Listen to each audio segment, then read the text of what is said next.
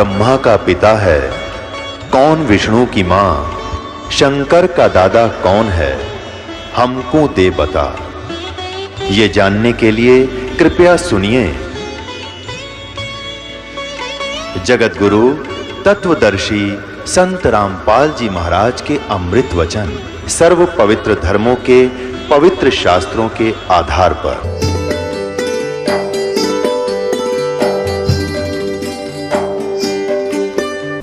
पुण्यात्माओं, आप सृष्टि रचना के बारे में सुन रहे हो। जब तक आप जी सृष्टि रचना के विषय में नहीं जानोगे, तब तक आप इस आध्यात्मिक ज्ञान को, तत्व ज्ञान को नहीं समझ सकते और न ही किसी सदग्रंथ को समझ सकते। ये जो सृष्टि रचना है, ये समझो कि ये मास्टर की है। सभी सदग्रंथों को समझने की, उनके खजाने को देखने की ये मास्टर की है, यानी मुख्य चाबी है। इसलिए आप जी को बार बार सृष्टि रचना का ज्ञान अत्यधिक कराया जाता है। अब सृष्टि रचना में आपने परमेश्वर कबीर देव जी द्वारा रची हुई अपनी सृष्टि का ज्ञान उन्हीं के द्वारा बताया हुआ इस दास के मुखारविंद से सुना। वो अभी तक आप जी को वर्बली सुनाया है, मौखिक सुनाया है। अब उस सृष्टि रचना के विषय में हमारे सदग्रंथ क्या बताते हैं। पुण्यात्माओं, जिस प्रकार विद्यार्थी विद्यालय में जाते हैं, उनका एक सिलेबस पाठ्यक्रम उनका निहित होता है।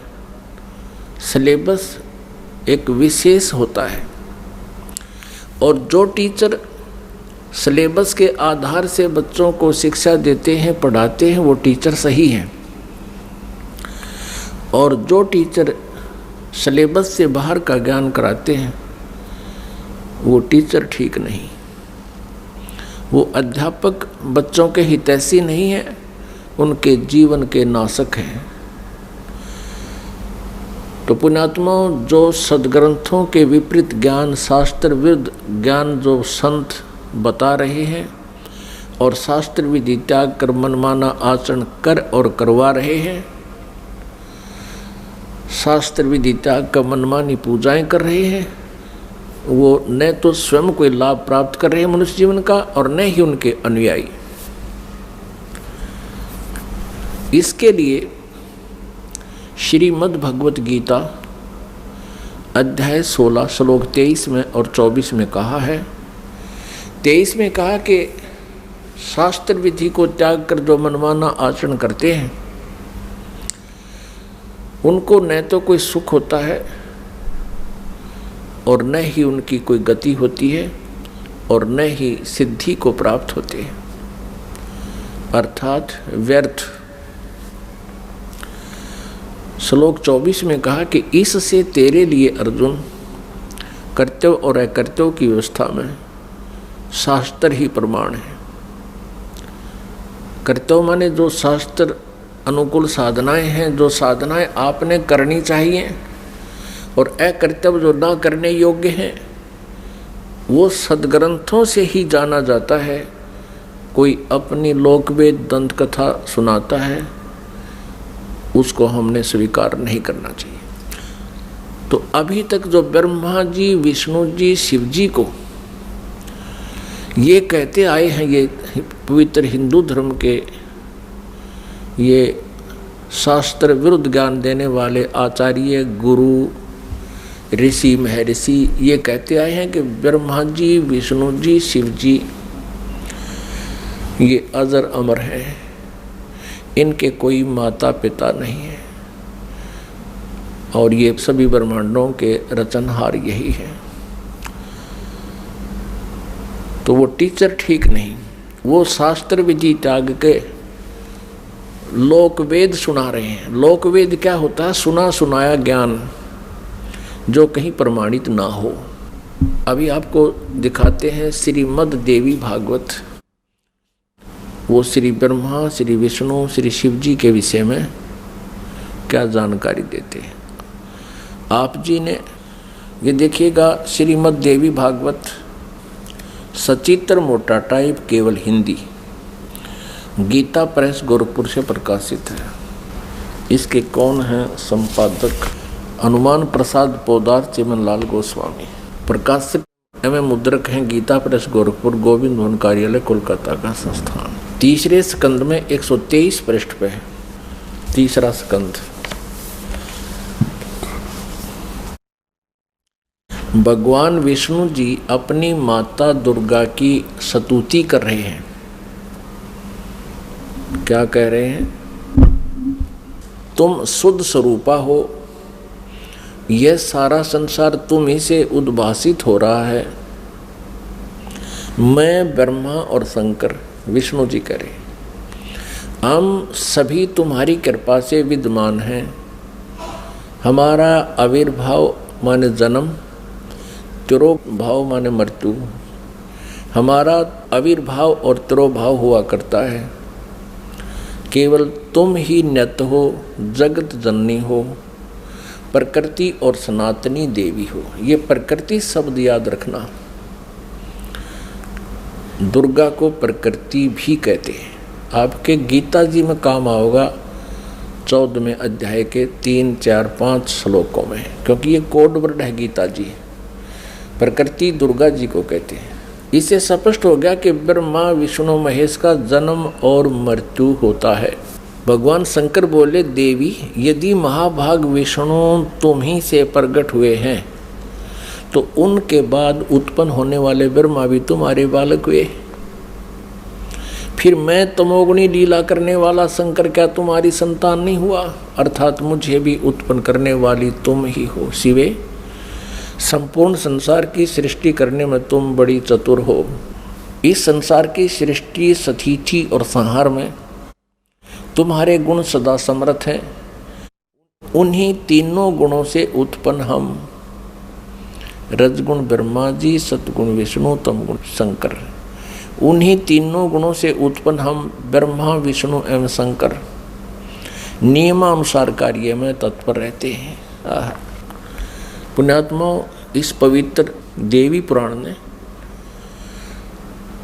इन चंद पंक्तियों में स्पष्ट कर दिया कि श्री ब्रह्मा विष्णु महेश ये नासवान है, इनकी जन्म और मृत्यु होती है। दुर्गा इनकी माता है और रजगुण ब्रह्मा जी, सतगुण विष्णु, तमगुण शिव जी है। और चौथा ये कंसेप्ट क्लियर हो गया कि ये केवल नियमित कार्य ही कर सकते हैं। जिसका जैसा नियमित है, जिसका किस्मत में जो कुछ भी लिखा है उसमें ये परिवर्तन नहीं कर सकते, उनको जैसा ही दे सकते हैं। जैसा कर्म है वैसा ही उनको फल देते हैं, ऐसा इनका नियम है। और ये हमारे सदग्रंथों में लिखा हुआ है। अब आप जी को डिटेल से दिखाते हैं। इसी श्रीमद् देवी भागवत को ही पुनः दिखाते हैं पूरी डिटेल से। ये देखिएगा, ये वही श्रीमद् देवी भागवत है, गीता प्रेस गोरखपुर से प्रकाशित है। ये है श्रीमद् देवी भागवत, तीसरा स्कंद यहाँ प्रारंभ होता है। पृष्ठ 113 है, पृष्ठ 113 है।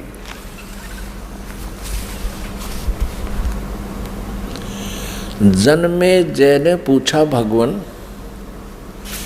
आपने अम्बा यज्ञ अर्थात परम पवित्र नवरात्र व्रत के करके उसके द्वारा देवी के आराधन करने की आज्ञा दी है।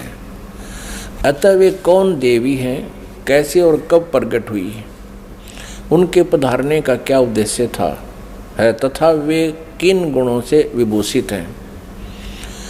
अम्बा यज्ञ किस प्रकार होता है, आगे आगे। ब्रह्मन साथ ही विस्तार पूर्वक ब्रह्मांड की उत्पत्ति भी कही है, क्योंकि भूदेव ब्रह्मांड के विषय में जो कुछ कहा गया है तथा वह जैसा जो है, ये सभी बातें आप जानते हैं। व्यास जी से पूछ रहे हैं, जन्मेजय मैंने सुना है कि ब्रह्मा विष्णु और रुद्र ये 3 सगुण देवता हैं। कर्मशः सृष्टि पालन और संहार के कार्य का उत्तरदायित्व इन पर रहता है। पाराशर नंदन व्यास जी, अब मैं इनके संबंध में विस्तार पूर्वक सुनना चाहता हूँ, आप बतलाने की कृपा करें। व्यास जी कहते हैं, राजन तुम्हारी बुद्धि बड़ी विशाल है। अभी तुमने जो पूछा कि ब्रह्मादि की उत्पत्ति, यानी ब्रह्मा विष्णु महेश, ब्रह्मादि माने ब्रह्मा विष्णु महेश की उत्पत्ति कैसे हुई, सो वह महान कठिन विषय है, उसमें अनेक प्रश्न उठ जाते हैं। यही प्रश्न पूर्व समय में मैंने नारद जी से किया था। व्यास जी कह रहे हैं कि मैंने नारद से पूछा था यही ज्ञान। मैंने कहा, मुने आप बुद्धिमान हैं, मुझे यह बताने की कृपा कीजिए कि इस विस्तृत ब्रह्मांड के प्रधान कर्ता कौन है। मुनिवर, यह ब्रह्मांड कहाँ से उत्पन्न हो गया। द्विजवर, साथ ही यह भी बताइए कि यह ब्रह्मांड विनाशशील है अथवा सदा रहने वाला है। इसकी रचना ये 114 पृष्ठ पे है, 3रा स्कंध। करने वाला कोई एक है अथवा बहुत से इसके रचयिता है। कर्ता के अभाव में कार्य का होना असंभव है। यह प्रश्न मेरे मन में उठा करता है। कुछ लोग भगवान शंकर को परम कारण मानकर जगत का रचयिता बतलाते हैं। वे कहते हैं कि देवादिदेव भगवान शंकर अविनाशी पुरुष हैं, उनका कभी जन्म और मरण नहीं होता, वे आत्मा मर्मण करने वाले हैं, देवताओं पर भी उनका शासन बना रहता है। दूसरे कई लोग भगवान विष्णु की प्रशंसा किया करते हैं। वे शक्तिशाली पुरुष, अव्यक्त, अखिल ऐश्वर्य के संपन्न परब्रह्म परमात्मा है। कुछ दूसरे लोग ब्रह्मा जी को सृष्टि का प्रधान कारण बताते हैं। कितने ही आचार्य भवानी को संपूर्ण मनोरथ पूर्ण करने वाली बतलाते हैं। वे आदिमाया महाशक्ति एवं परम पुरुष के साथ रहकर कार्य संपादन करने वाली प्रकृति है। ब्रह्म के साथ उनका अभेद संबंध है। ब्रह्म ये काल है, क्षर पुरुष, और अभेद संबंध यानी पति पत्नी का संबंध है। वे सृष्टि सतिथि और संहार कार्य में संलग्न रहती हैं। संपूर्ण प्राणियों एवं देवताओं की भी वे जननी है, उनका कभी जन्म मरण नहीं होता। वैष्णवी, सांभवी, ब्राह्मी, वासवी, वारुणी, वाराही, नारसिंही और तथा अद्भुत महालक्ष्मी नाम से विख्यात है। 115 पृष्ठ पे। कितने श्रेष्ठ मुनि कहते हैं कि जो निरंजन, निराकार, निर्लेप, निर्गुण, अरूप एवं व्यापक ब्रह्म है, उन्हीं से जगत की सृष्टि हुई है। कहीं कहीं वेद और उपनिषद में भी वे ही ब्रह्म तेजो में बतलाए गए हैं और प्रधान पुरुष हैं। हजारों मस्तकों, आँखों, कानों, हाथों, मुखों, चरणों से वे संपन्न आकाश भी ये आगे देखो। अब व्यास जी पूछ रहे थे नारद जी तक, मैंने ऐसा सुना है कोई कुछ बता रहा है, कोई कुछ बता रहा है, कोई शंकर को रचयिता, कोई विष्णु जी को रचयिता बताते हैं।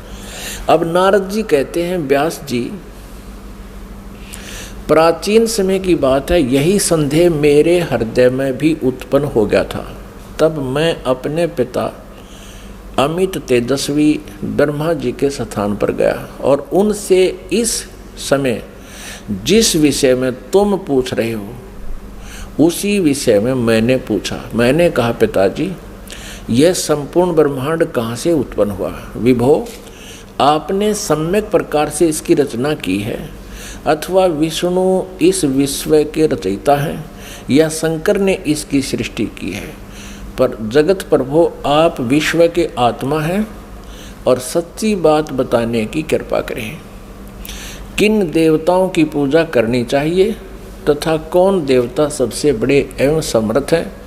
निष्पाप ब्रह्मा जी इन सभी प्रश्नों का समाधान करके मेरे हृदय के संदेह को दूर करने की कृपा कीजिए।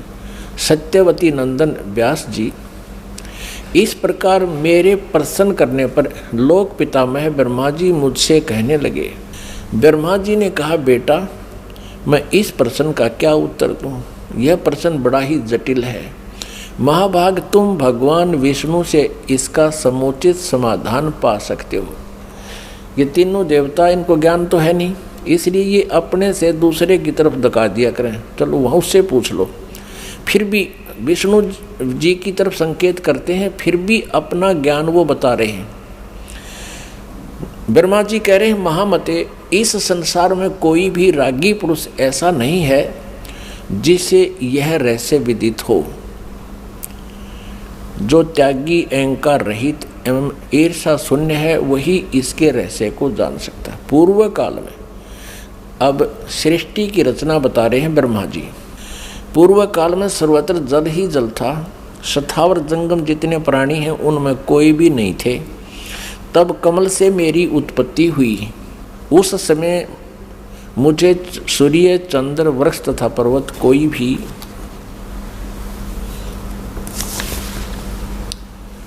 116 पृष्ठ में, तीसरा स्कंध देवी भागवत का, दिखाई नहीं पड़े। मैं कमल की कणिका पर बैठकर विचार करने लगा, इस अगाध जल में मैं कैसे उत्पन्न हो गया, कौन मेरा रक्षक है तथा इस प्रलय काल में सृष्टि एवं संहार करने वाले कौन विशिष्ट पुरुष हैं।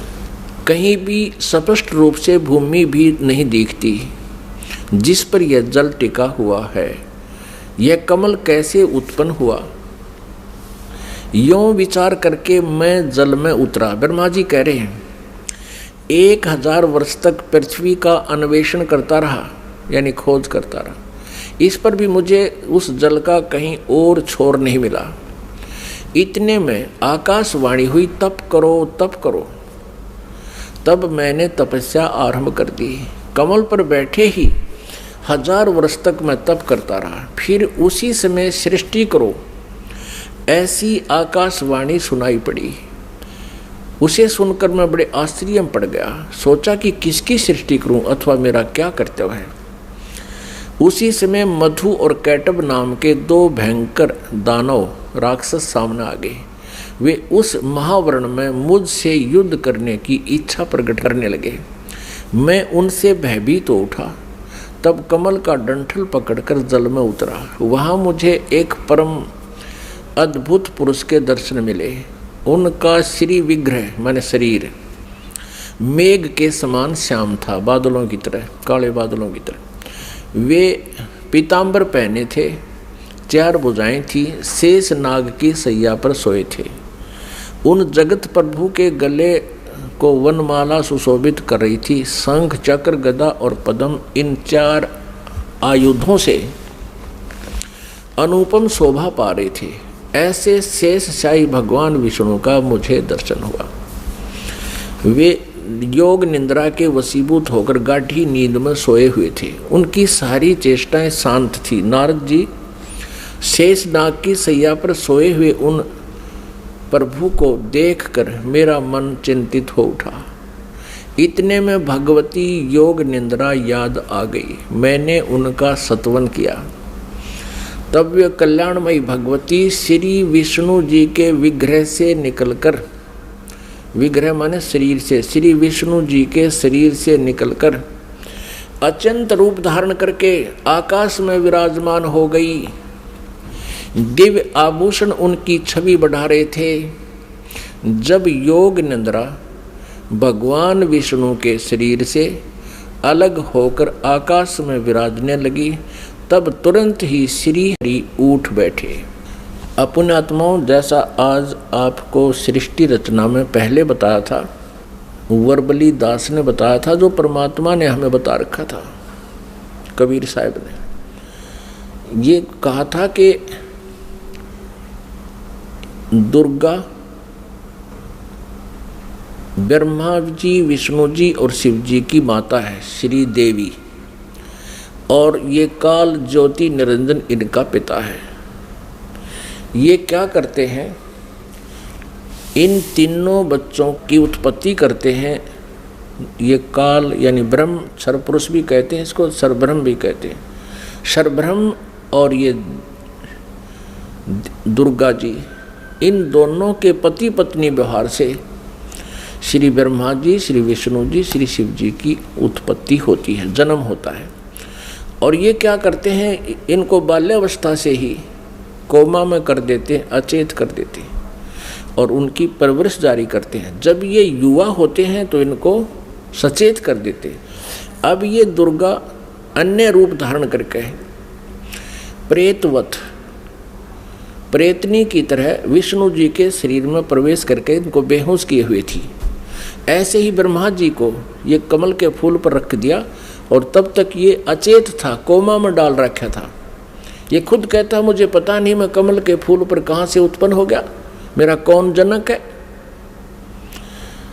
अब नीचे उतरा तो देखा विष्णु जी बेहोश पड़े थे वो, और उसमें से जब वो दुर्गा निकल गई, बाहर आई तो वो सचेत हो गए। अब इस प्रकार इन सभी को इस काल भगवान ने अपने सुनियोजित षड्यंत्र के तहत भ्रमित कर रखा, किसी को यथार्थ ज्ञान नहीं बता रखा। अब यहाँ आप आगे देखिएगा, अब क्या होता है कि तीसरे स्थान पर भगवान शंकर को भी बेहोश कर रखा था, फिर उसको सचेत कर दिया, फिर तीनों को इकट्ठा कर दिया प्रेरणा करके, तीनों इकट्ठे हो गए। अब देखना श्रीमद् संक्षिप्त देवी भागवत और तीसरा स्कंद, और हम यहाँ पढ़ रहे थे। तब वे कल्याणमयी भगवती श्री विष्णु के विग्रह से निकलकर अत्यंत रूप धारण करके आकाश में विराजमान हो गई। दिव्य आभूषण उनकी छवि बढ़ा रहे थे। जब योग निंद्रा भगवान विष्णु के शरीर से अलग होकर आकाश में विराजने लगी, तब तुरंत ही श्री हरि उठ बैठे। उन्होंने मधु और कैटब के साथ 5000 वर्ष तक बड़ी घमासान लड़ाई की। तब वे दैत्य मरे। पहले देवी के कटाक्ष से मधुर और कैटब मोहित हो गए थे। उसके बाद भगवान विष्णु ने गोद में लेटाकर उन्हें वहीं प्राणों से रहित कर दिया। अब वहाँ मैं और भगवान विष्णु दो थे, वहीं रुद्र भी प्रकट हो गए। हम तीनों को भगवती आद्याशक्ति के दर्शन हुए, दुर्गा के। उन्हें देखकर मनमुग्ध हो गया। हमने उनकी उत्तम स्तुति की। तब वे आदि शक्ति हम लोगों से कहने लगी। देवी ने कहा, ब्रह्मा विष्णु और महेश्वर, तुम भली भांति सावधान होकर अपने अपने कार्य में संलग्न हो जाओ। सृष्टि, स्थिति और संहार ये तुम्हारे कार्य हैं।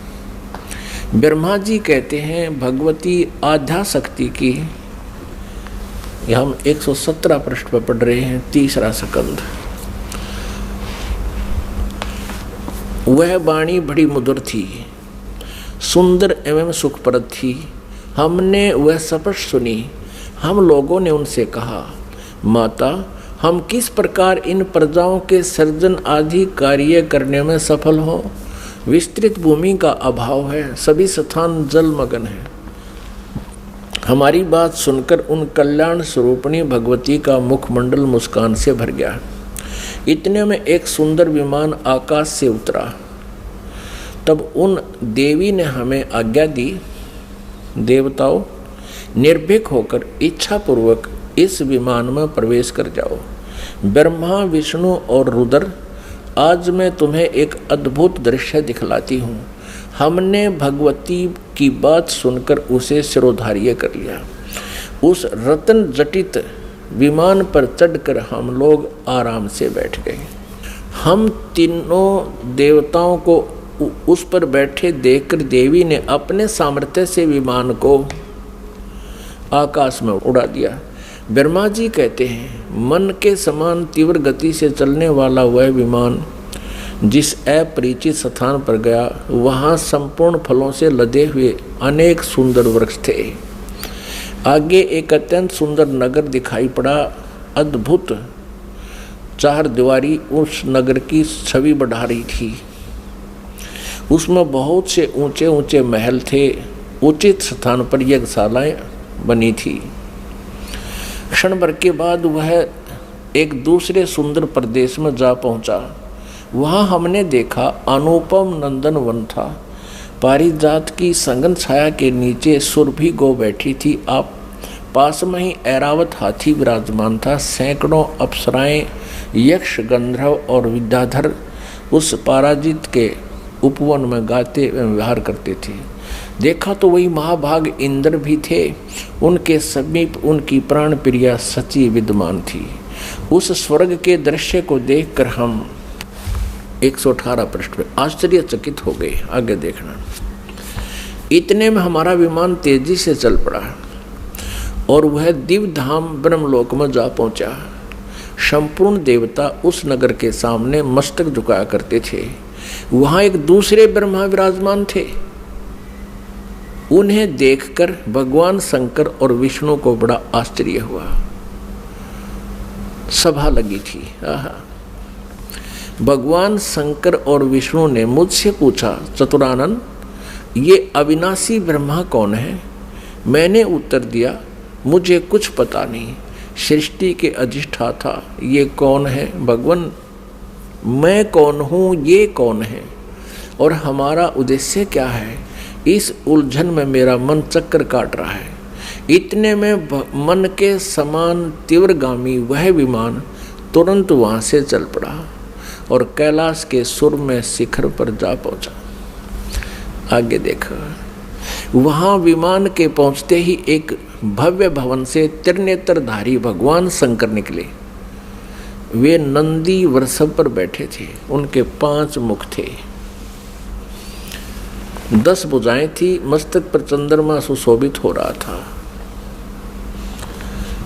क्षण भर के बाद वह विमान उस शिखर से भी पवन के समान तेज चाल से उड़ा और बैकुंठ लोक में पहुंच गया। वहाँ भगवती लक्ष्मी का विलास भवन था। बेटा नारद, वहाँ मैंने जो संपत्ति देखी उसका वर्णन करना मेरे लिए असंभव है। उस उत्तम पुरी को देखकर विष्णु का मन आश्चर्य के समुद्र में गोता खाने लगा। एक विष्णु तो विमान में बैठा है, एक ब्रह्मा बैठा है, एक शंकर बैठा है, और एक के ओर देखे तो वहाँ कमल लोचन श्री हरि विराजमान थे। अलसी के फूल के समान उनके श्री विग्रह की कांति थी। पीतांबर पहने थे, 4 भुजाएं थी। वे पक्षी राज गरुड़ पर विराजमान थे। दिव्य आभूषणों से उनकी अनुपम शोभा हो रही थी। प्राण प्रिया लक्ष्मी जी चंवर डुला रही थी। उन सनातन श्री हरि की झांकी पाकर हम सभी भौचक्के से रह गए। एक दूसरे को देखते हुए हम विमान में एक उत्तम आसन पर बैठे रहे। इतने में ही पवन से बातें करता हुआ वह विमान तुरंत उड़ गया। आगे अमृत के समान मीठे जल वाला समुद्र था। उसका जल बड़ा ही मधुर था। पुण्यात्माओं, परमेश्वर कबीर देव जी ने अपने द्वारा रची हुई सृष्टि की रचना का जो ज्ञान दिया है उसमें बहुत ही विस्तार से बताया है। अब ये श्री ब्रह्मा जी, विष्णु जी, शिव जी विमान में बैठे हैं। दुर्गा ने इनको आकाश में उड़ा दिया विमान को। ये जहाँ पहुँचे वहाँ ब्रह्मा जी विराजमान थे और एक ब्रह्मा जी बैठा विमान में और एक सामने बैठा वहाँ उस ब्रह्मा के लोक में। और फिर वहाँ देखा तो ब्रह्मा जी के विष्णु और शिव जी पूछते हैं कि ये दूसरा ब्रह्मा कौन है। ब्रह्मा जी, विमान वाले ब्रह्मा जी कहते मुझे नहीं मालूम ये कौन है, हम कौन है, कहाँ से उत्पन्न हो गए, हमारा क्या उद्देश्य। तो ये कौन था? इस काल ने, जैसे आपको सृष्टि रचना के प्रारंभ में बताया था, इसने एक ब्रह्मांड के टॉप मोस्ट प्लेस पे, शिखर सुन में यानी चोटी पे 3 स्थान बना रखे हैं। आपको एक चित्र दिखाते हैं ब्रह्मांड का, इससे आसानी से समझ में आओगी। देखिएगा, एक ब्रह्मांड का लघु चित्र, ये देखिएगा। ये एक अंडे जैसी शेप है, इसकी अंडे जैसा आकार है। इसको एलिपिकल इसका जो है ना शेप है, आकार है। अब ये देखिएगा, नीचे से शुरू करते हैं। सबसे नीचे ये पाताल लोक, तलातल, रसातल, सूतल, अतल, महातल, तलातल और वितल, ये है पृथ्वी लोक। ये शिव का लोक, शिवपुरी जिसे कहते हैं, ब्रह्मा जी का लोक ब्रह्मापुरी, विष्णु जी का लोक विष्णुपुरी। अब ये जो क्षेत्र है, और ये है कोमन स्वर्ग और नरक, और ये है धर्मराय का लोक, यानी यहाँ का न्यायाधीश बना रखा है इस काल ने, ये जहाँ सबका अकाउंट होता है। और ये जो स्थान है ये ब्रह्मलोक है सारा। ये स्थान जो है इसको ब्रह्मलोक कहते हैं। एक ये स्वर्ग है, इसमें भी एक इंद्र हो रहता है, ये इंद्र अलग है और इसलिए इसको महा इंद्र कहा है। ये इसमें क्या कर रखा है, ये एक महास्वर्ग है, इसी में इसने एक अलग से और एक डुप्लीकेट काम कर रखा है। नकली सतलोक, नकली अलखलोक, नकली अगमलोक और नकली अनामी लोक की रचना कर रखी है। इधर ये 88,000 खेड़े हैं, इधर ये सप्तपुरी है। और इस सारे इस ब्रह्मलोक के ऊपर, ये ब्रह्मलोक है, इस ब्रह्मलोक के ऊपर इसने यहाँ 3 गुप्त स्थान बना रखे हैं। आपको बताया था कि एक ये रजोगुण प्रधान क्षेत्र है, इसमें ये काल सरपुरुष स्वयं ब्रह्मा रूप धारण करके रहता है और साथ में अपनी पत्नी दुर्गा को सावित्री रूप में रखता है। ये यहाँ से अंतर्ध्यान हुआ, इनके विमान से पहले ये यहाँ पहुँच गया। एक ये तमोगुण प्रधान क्षेत्र है, इसमें ये स्वयं महाविष्णु महाशिव रूप में रहता है और दुर्गा को अपने यानी उमा रूप में रखता है। और फिर ये एक सतोगुण प्रधान क्षेत्र है। आगे फिर ये स्वयं ही विष्णु रूप धारण करके वहाँ विराजमान हो जाता है और दुर्गा को महालक्ष्मी रूप में रखता है। अब जब इनका विमान वहाँ पहुँचा इस रास्ते से, पहले इन्होंने देखा यहाँ इंद्र का लोक देखा, ये पहले बड़े बड़े वृक्ष और अन्य लोक देखे, फिर यहाँ से यहाँ प्रवेश हुआ, इससे आगे नहीं जा सकते। ये इनका विमान महा इंद्र को देखकर वापस यहाँ से आया, फिर इस रास्ते से ऊपर गया। आगे जाके इन्होंने क्या देखा, सबसे पहले ब्रह्मा का ये काल बैठा था सरपुरुष ब्रह्मा रूप में, और फिर वहाँ से ये इनका विमान यहाँ आ गया।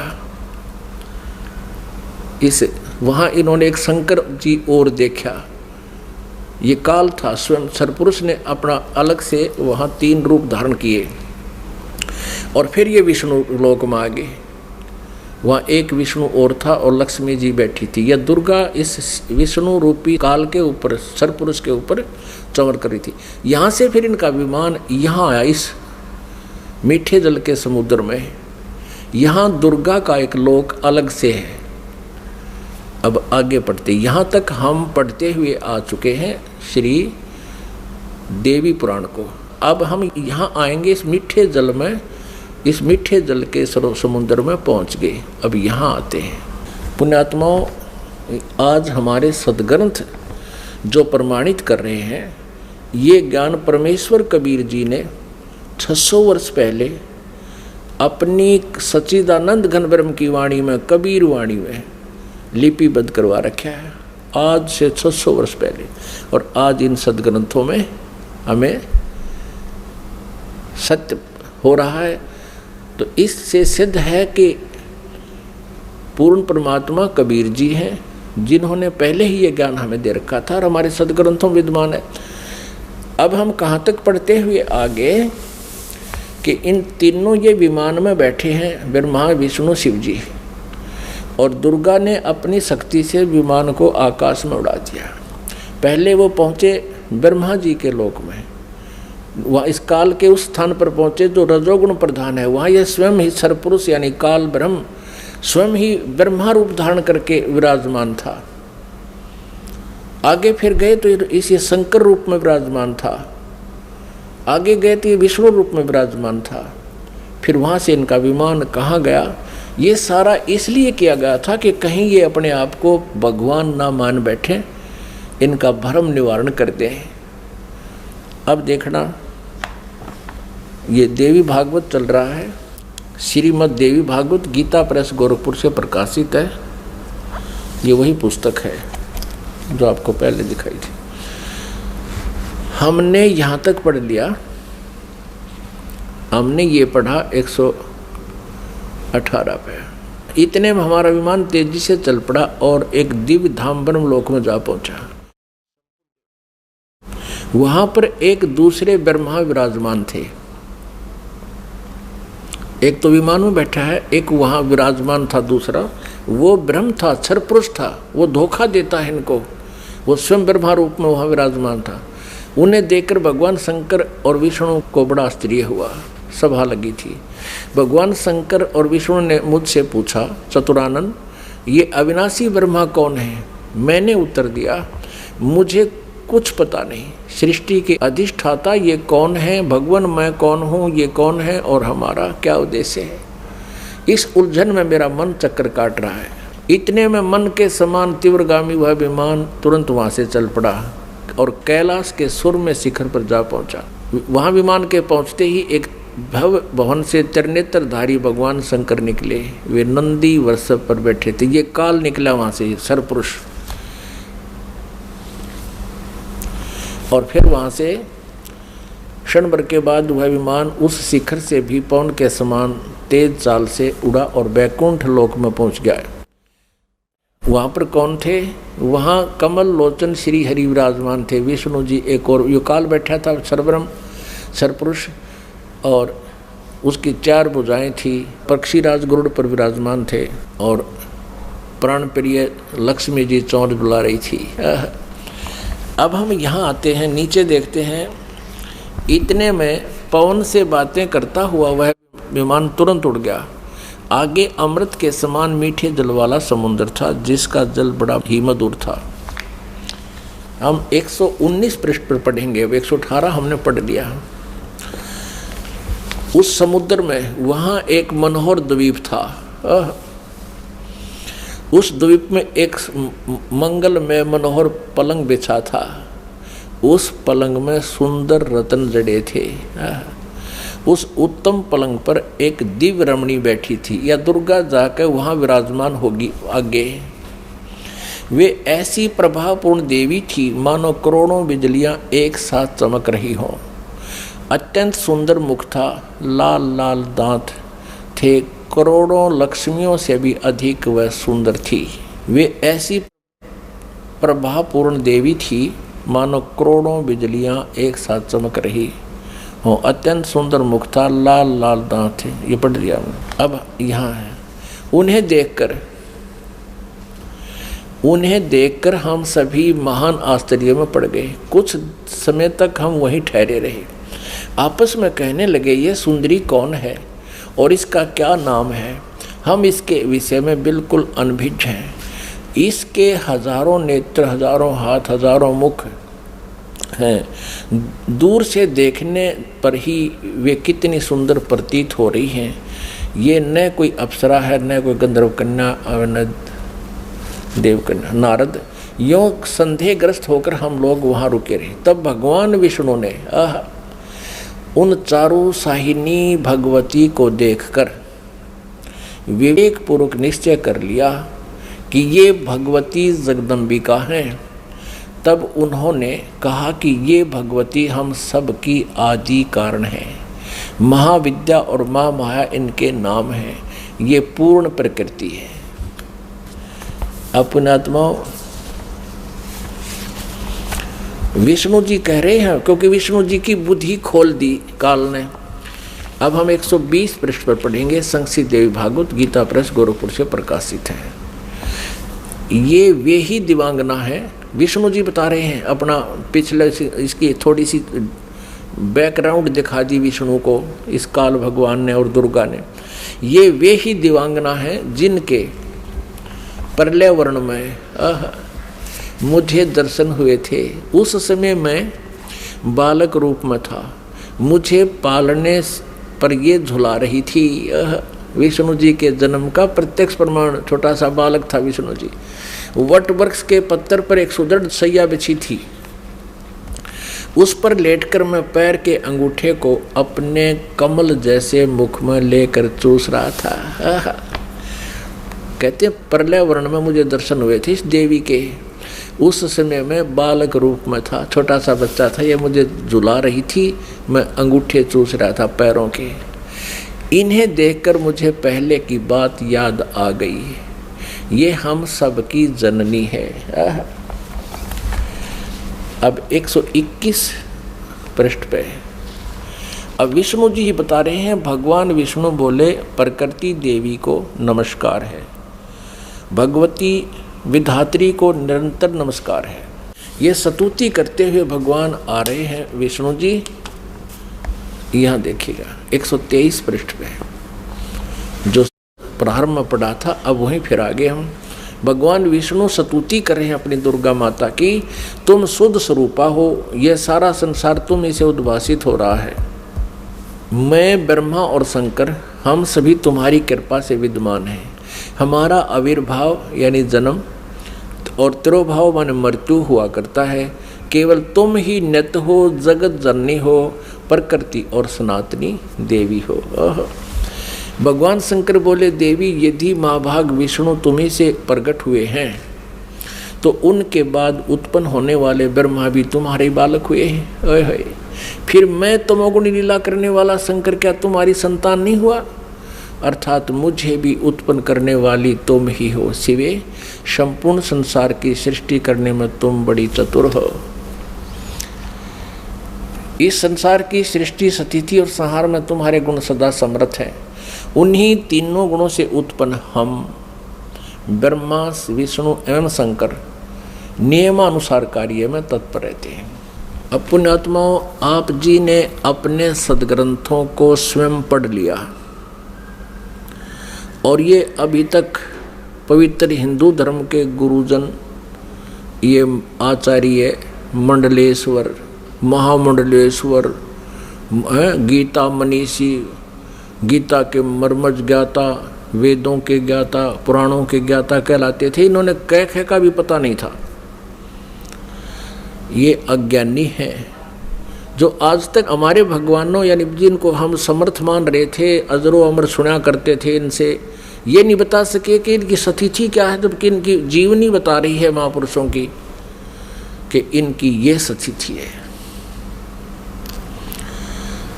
पुण्यात्माओं, जैसा कि आपको सृष्टि रचना के प्रारंभ में जब कथा शुरू करी थी बताया था कि काल भगवान ने, इस क्षर पुरुष ने, जो ब्रह्मा विष्णु महेश के पिताजी हैं, दुर्गा जी के पति हैं, जो श्री देवी के पति हैं और ब्रह्मा विष्णु महेश के पिता हैं, इसने ये कहा था दुर्गा से कि मेरा भेद किसी को मत बताना। इसको बहुत सख्ती से कहा था। तो देवी ने उसी उद्देश्य से ब्रह्मा विष्णु महेश को इस क्षर पुरुष का ज्ञान नहीं दिया। अब दुर्गा से इसने कहा था कि मेरा भेद किसी को नहीं देना। इसी प्रकार दुर्गा ने इनको कोई उस भेद नहीं दिया ब्रह्म का, फिर भी सच्चाई छुप नहीं सकी। अब इसी में आपको प्रमाणित करते हैं देवी भागवत में, ब्रह्मा जी ने वेदों को पढ़ा, दुर्गा से पूछा कि वेदों में ये लिखा है कि केवल एक ब्रह्म जिसके बराबर दूसरा नहीं है। ब्रह्म माने परमात्मा भी होता है, वो ब्रह्म माने भगवान होता है, वो एक ही परमात्मा पूजा के योग्य है। तो वो क्या आप ही हो क्या? ब्रह्मा ने पूछा, क्या वो आप ही हो? दुर्गा से कहती। अब दुर्गा क्या उत्तर देती है देखिएगा। हम श्रीमद् देवी भागवत यानी दुर्गा पुराण, देवी पुराण को पढ़ रहे हैं, जो गीता प्रेस गोरखपुर से प्रकाशित है। इसके तीसरे स्कंद में पृष्ठ नंबर 125 पर हम पढ़ रहे हैं। 123 तक हमने पढ़ लिया। यहाँ 124 पे देखिएगा,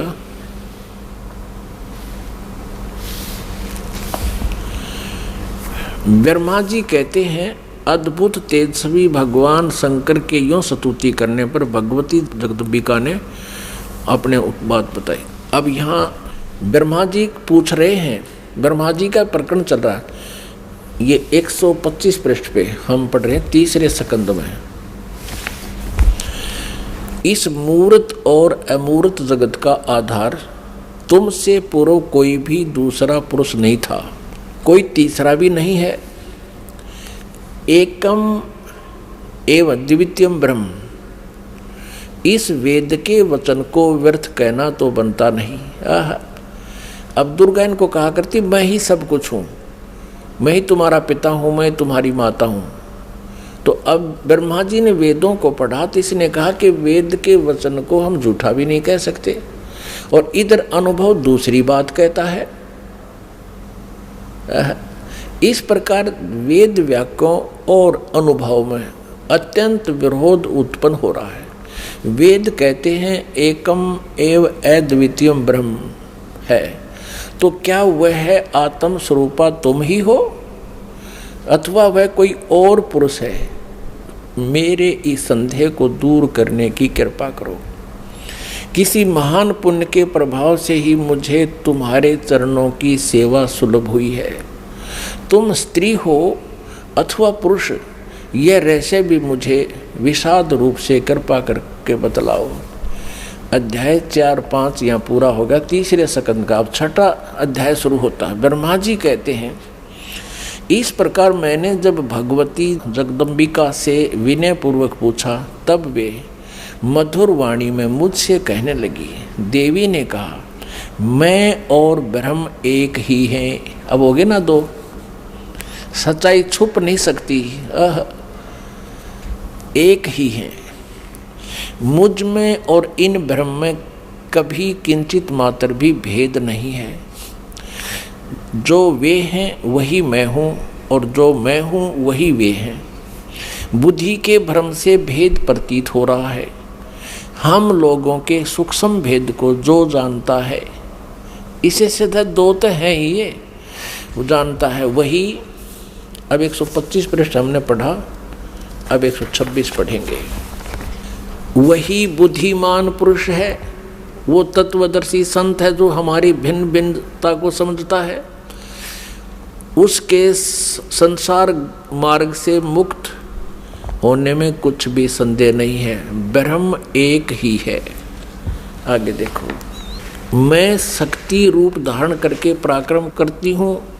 गौरी, ब्राह्मी, रौद्री, वाराही, वैष्णवी, शिवा, वारुणी, कुबेरी, नारसिंही और वासवी सभी मेरे रूप हैं। विभिन्न कार्यों के उपस्थित होने पर उन देवियों के भीतर अपनी शक्ति स्थापित करके मैं सारी व्यवस्था करती हूँ। हाँ, उस देवी को निमित्त बना लेना मेरा स्वभाव है।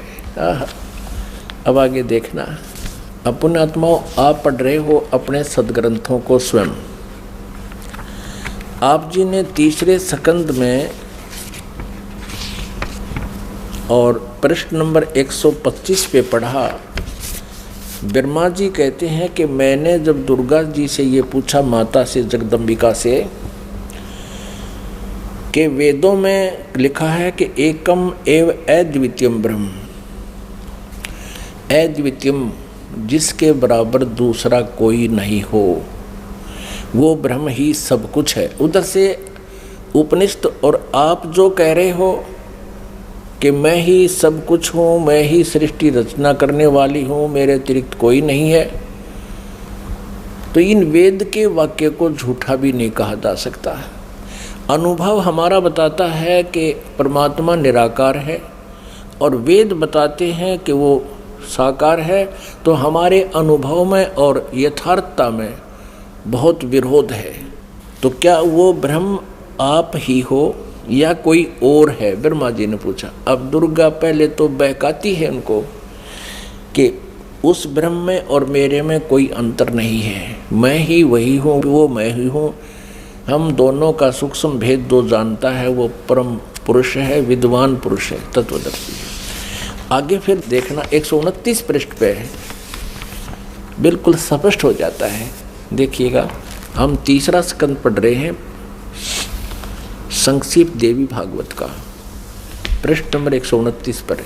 यहाँ देखिएगा, यों सृष्टि कर्म मैंने संक्षेप में तुम्हें बतला दिया। यह देवी कह रही है, दुर्गा बता रही है। यहाँ देवी का प्रवचन चल रहा है, देवी ने कहा, ये देवी बता रही है। यों 129 पृष्ठ पे, यों सृष्टि कर्म मैंने संक्षेप में तुम्हें बतला दिया। महानुभाव देवताओं, ब्रह्मा विष्णु और शिव को दुर्गा कह रही है, अब मेरा कार्य सिद्ध करने के लिए विमान पर बैठकर तुम लोग शीघ्र पधारो जाओ। कोई कठिन कार्य उपस्थित होने पर जब तुम मुझे समन करोगे तब मैं सामने आ जाऊंगी। देवताओं, मेरा और सनातन परमात्मा का ध्यान तुम्हें सदा करते रहना चाहिए। अब यहाँ ये दो हो गए, तब तो कह रही थी मैं ही सब कुछ हूँ, और अब ये कह रही है दो, मेरा और ये दुर्गा ब्रह्म को ही सनातन परमात्मा बता रही है। हम दोनों का आगे दो, हम दोनों का समन करते रहोगे तो तुम्हारे कार्य सिद्ध होने में किंचित मात्र भी संदेह नहीं रहेगा। ब्रह्मा जी कहते हैं, इस प्रकार कहकर भगवती जगदम्बिका ने हमें विदा कर दिया। उन्होंने शुद्ध चरित्र वाली शक्तियों में से भगवान विष्णु के लिए लक्ष्मी को, शंकर के लिए महाकाली को और मेरे लिए महासरस्वती को पत्नी बनने की आज्ञा दे दी। अब उस स्थान से हम चल पड़े और दूसरे स्थानों पर हम तीनों की पुरुष रूप से प्रतिष्ठा हुई। आप जी को इस दास ने परमेश्वर कबीर जी द्वारा रची हुई सृष्टि और ये सारे ब्रह्मांडों की रचना कब कब कैसे हुई वो सारी बताई थी। इस दास ने आपको मौखिक सुनाया था, वर्बली सुनाई थी, और आज इन सदग्रंथों ने, हमारे शास्त्रों ने प्रमाणित कर दिया कि जो 600 वर्ष पहले परमेश्वर कबीर जी ने हमें ज्ञान दिया था वो आज हमारे सदग्रंथों में विद्यमान है। और ये नकली गुरु आचार्य झूठे, वेद ज्ञानहीन, शास्त्रों के ज्ञान से हीन हैं, और ये कहते हैं ब्रह्मा विष्णु महेश अजर व अमर हैं, इनके कोई माता पिता नहीं, ये सर्वेश्वर हैं, महेश्वर हैं। अब ये तो कंसेप्ट क्लियर हो गया दुर्गा का कि दुर्गा इनकी माता है, फाइनल हो गया। और तीनों का विवाह कर दिया दुर्गा ने, अपने ही 3 रूप बना करके। ये खुद कहती है कि मैं एक से अनेक हो जाती है ये देवी, और 3 रूप धारण करके इसने तीनों पुत्रों का विवाह कर दिया। अब समस्या रहेगी कि इनका पिता कौन है। इस कंसेप्ट को क्लियर करेगा, इस रहस्य को, इस शंका का समाधान जो है शिव पुराण करेगी। आओ आपको पढ़ाते हैं अपने पवित्र शास्त्र, जिनको ये नकली हिंदू धर्म के नकली गुरु आज तक नहीं पढ़ सके, ना समझ सके। इन्होंने केवल संस्कृत भाषा का ज्ञान था, तत्व ज्ञान नहीं था। और हम इनको मानते रहे कि ये संस्कृत भाषा के जानने वाले ऋषि, महर्षि, ब्राह्मण हैं, और इन्होंने वेदों और पुराणों को ठीक पढ़ा होगा, इन्होंने सही बताया होगा हमको। और परमात्मा कबीर देव जी, कबीर साहब जी, वो धानक रूप, जुल्हा रूप में आए थे बनारस में। वो 600 वर्ष पहले कहा करते, ये झूठ बोलते हैं सभी, ये सदग्रंथों से परिचित नहीं है, ये परमात्मा की परिभाषा से परिचित नहीं है। तो उस समय हमें विश्वास नहीं हो पाया, क्योंकि ये झूठे गुरु आचार्य कहा करते थे कि कबीर तो अशिक्षित है, ये संस्कृत भाषा जानता नहीं, ये झूठ बोलता है ब्रह्मा विष्णु महेश के बारे में, ये इनकी जन्म मृत्यु बताता है, इनके माता पिता के बारे में कहता है। कबीर जी झूठ बोलते हैं। आए है कबीर परमेश्वर जी ने अपने प्यारी आत्मा धर्मदास जी से कहा था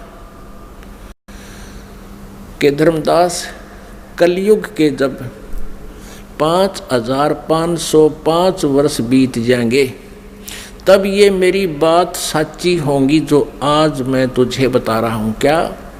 अब मैं तुमसे कहूं चिताई, त्रिदेवन की उत्पत्ति भाई। माँ अष्टंगी पिता निरंजन, ये जमदारुण वंशन अंजन। तीन पुत्र अष्टंगी जाए, ब्रह्मा विष्णु शिव नाम धराए। जो आज मैं तुझे बता रहा हूं कि ये ब्रह्मा विष्णु महेश की माता दुर्गा है और पिता ज्योति निरंजन है, ये काल क्षर पुरुष है। ये मेरा जो वचन है आज से 5505 वर्ष के बाद जब कलयुग बीत जाएगा तब ये सच्चा होगा। अब आज जो है कलयुग का आज ये वो समय आ गया है। 5500 जो बनता है वो सन 2000 में बनता है, ईसा पूर्व ईस्वी में। आपको प्रमाण देते हैं थोड़ा, आप जी को ये कंसेप्ट क्लियर करते हैं कि वर्तमान में कलयुग का 5500 वर्ष चल रहे हैं। 5511 चल रहा है ये समझ लो आज। और इससे 5 वर्ष पहले सन 2000 में 5505 वर्ष हो जाते हैं। आपको प्रमाणित करते हैं, ये देखिएगा। एक ये हिमालय तीर्थ है, ये पुस्तक का नाम है हिमालय तीर्थ। और ये शंकराचार्य वालों की परंपरा से प्रकाशित है। हिमालय तीर्थ जेपी नंबूरी उप मुख्य कार्यकारी अधिकारी, श्री बद्रीनाथ केदारनाथ मंदिर समिति, ट्रैक्स एंड ट्रुक्स, कलकत्ता। इतने से ये पहला प्रकाशन 2009 में हुआ है। प्रकाशक है रंजू चक्रवर्ती, ये ऐसा मुद्रक हैं गिरी प्रिंट सर्विस कलकत्ता। अब इसके पृष्ठ नंबर 42 पर आपको दिखाते हैं। पृष्ठ नंबर 42 पुस्तक है हिमालय तीर्थ। और यहाँ देखना शंकराचार्य का विवरण है।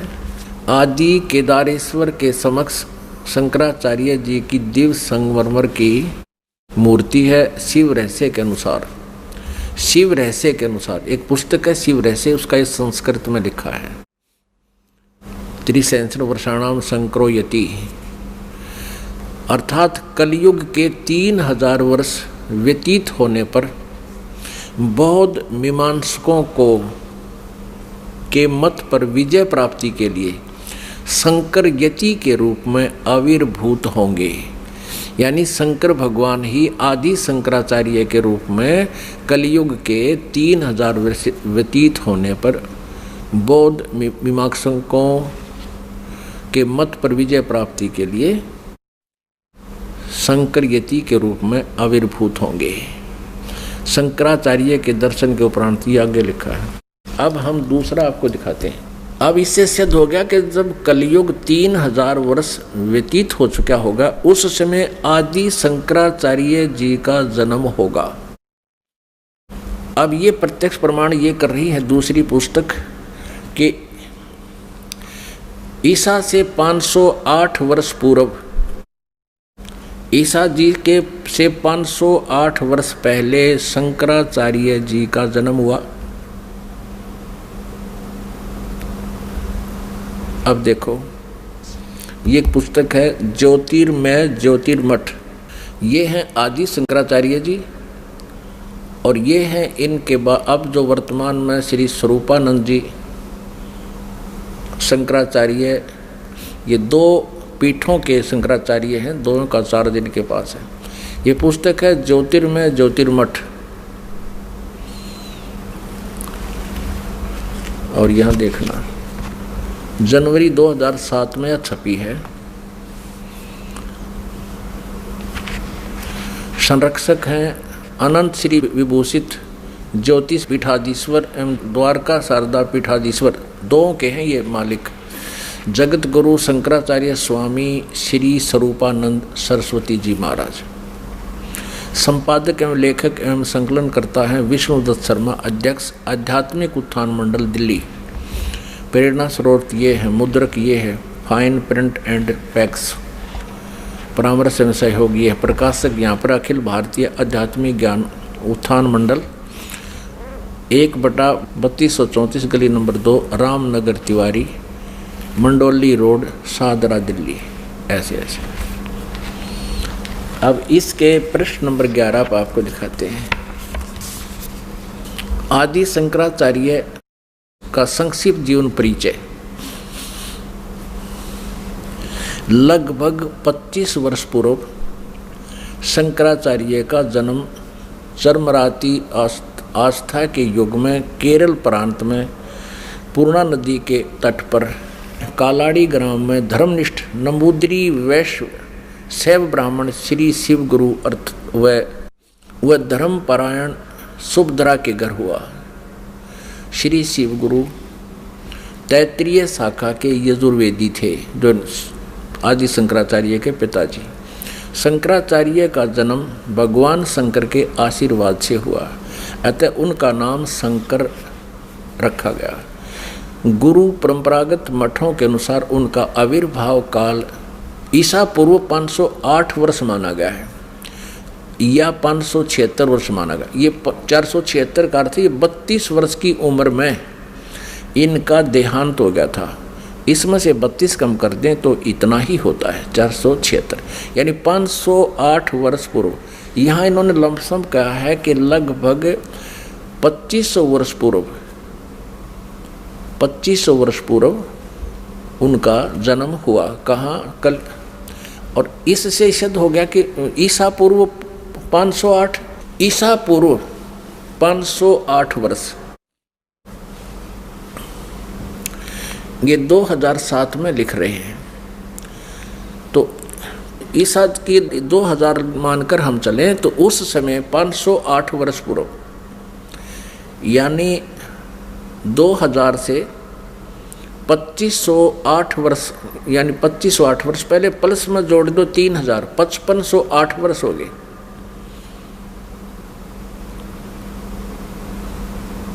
और 1994 से इस दास ने ये नामदान की आज्ञा हुई। सन 2000 में कृपा हुई, परमात्मा ने दया बख्शी, इन सदग्रंथों को देखा। 2000 के बाद इन सदग्रंथों को, जो अपने सदग्रंथ हैं, इनको देख करके इस दास ने एक पुस्तक की रचना की, परिभाषा प्रभु की, फिर परमेश्वर का सार संदेश और गहरी नज़र गीता में, यानी गीता जी का यथार्थ अनुवाद किया। तो परमात्मा ने कहा था कि जब कलयुग के 5505 वर्ष बीत जाएंगे, उस समय मेरी ये आज की कही हुई बातें सच्ची होंगी। धर्मदास, क्या कही थी परमात्मा ने कि ब्रह्मा विष्णु महेश नाशवान हैं, इनकी जन्म मृत्यु होती है। ब्रह्मा विष्णु महेश जी के पिता ज्योति निरंजन क्षर पुरुष ये काल हैं, और माता इनकी या देवी दुर्गा है। लेकिन उस समय किसी ने नहीं माना था। 600 वर्ष पहले सन 1398 से सन 1518 तक परमात्मा 120 वर्ष तक यही ज्ञान देते रहे। लेकिन इन नकली गुरुओं ने, इन हट्ठी आचार्यों ने इस परमात्मा के ज्ञान को हम तक पहुंचने नहीं दिया।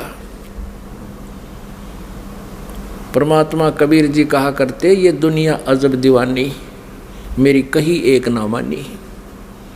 देख किसे दीवाने हो रहे हैं नकली गुरुओं के ऊपर, इनकी दंत कथाओं को सच्ची मान रहे हैं, और हम जो सत्य बता रहे हैं उस पर विश्वास नहीं कर पा रहे।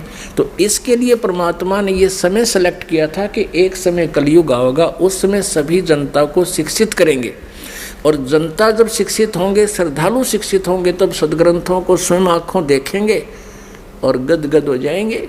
हमें परमात्मा चाहिए, और हम इन सभी सदग्रंथों को, पवित्र चारों वेदों को, पवित्र 18 पुराणों को, पवित्र श्रीमद् भगवत गीता जी को हम सत्य मानते रहे हैं और सत्य मानते हैं, और उनमें जो लिखा है तो आज हमने उनको स्वीकार करना चाहिए।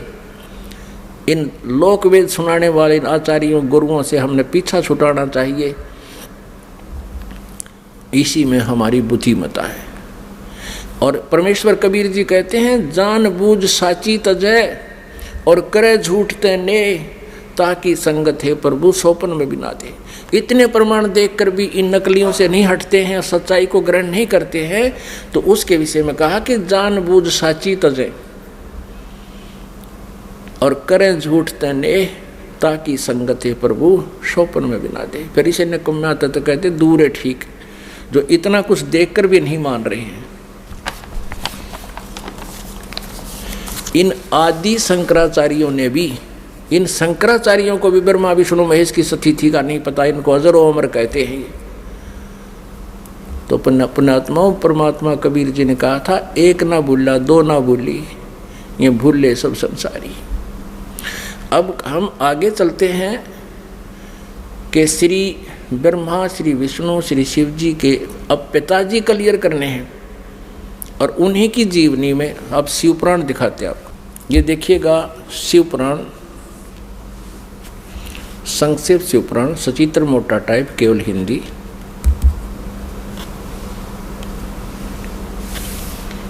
गीता प्रेस गोरखपुर से प्रकाशित है। संक्षिप्त शिव पुराण, सचित्र मोटा टाइप, केवल हिंदी। संपादक हनुमान प्रसाद पोदार।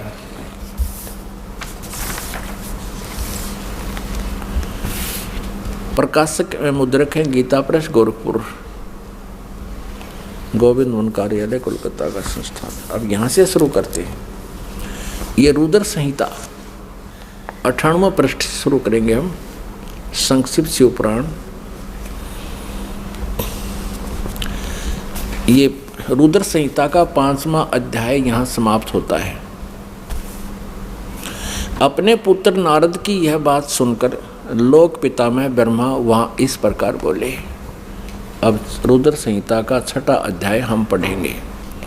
ब्रह्मा जी ने कहा, ब्रह्मन देव शिरोमणे, तुम सदा समस्त जगत के उपकार में लगे रहते हो। तुमने लोगों के हित के कामना से ये बहुत उत्तम बात पूछी है। जिसमें समस्त चराचर जगत नष्ट हो गया था, सर्वत्र केवल अंधकार ही अंधकार था। न सूर्य दिखाई देते थे, न चंद्रमा, अनन्य ग्रहों और नक्षत्रों का भी पता नहीं था। न दिन होता था न रात। अग्नि, पृथ्वी, वायु और जल की भी सत्ता नहीं थी। उसमें तत्सद ब्रह्म, इस श्रुति में जो सत्य सुना जाता है, एकमात्र वही शेष था। अब पृष्ठ 100 पे संक्षिप्त शिवपुराण रुद्र संहिता हम पढ़ रहे हैं। जिस परब्रह्म के विषय में ज्ञान और अज्ञान से पूर्ण उक्तियों द्वारा इस प्रकार विकल्प किए जाते हैं, उसने कुछ काल के बाद द्वितीय की इच्छा प्रकट की। उसके भीतर एक से अनेक होने का संकल्प उदित हुआ। तब उस निराकार परमात्मा ने अपनी लीला शक्ति से अपने लिए मूर्ति की कल्पना की। जो मूर्ति रहित परम ब्रह्म है, उसकी मूर्ति भगवान सदाशिव हैं। अर्वाचीन और प्राचीन विद्वान उन्हीं को ईश्वर कहते हैं। उस समय एकाकी रहकर स्वेच्छानुसार विहार करने वाले उन सदाशिव ने अपने विग्रह से स्वयं ही एक स्वरूप भूता शक्ति की सृष्टि की, जो उनके अपने श्री अंग से कभी अलग होने वाली नहीं थी। उस पराशक्ति को प्रधान प्रकृति, अब ध्यान करना, ये कौन है? ये दुर्गा है, जो इस काल के शरीर से निकली। उस समय एकाकी रहकर स्वेच्छानुसार विहार करने वाले सदाशिव ने, सदाशिव कौन है? ये काल है।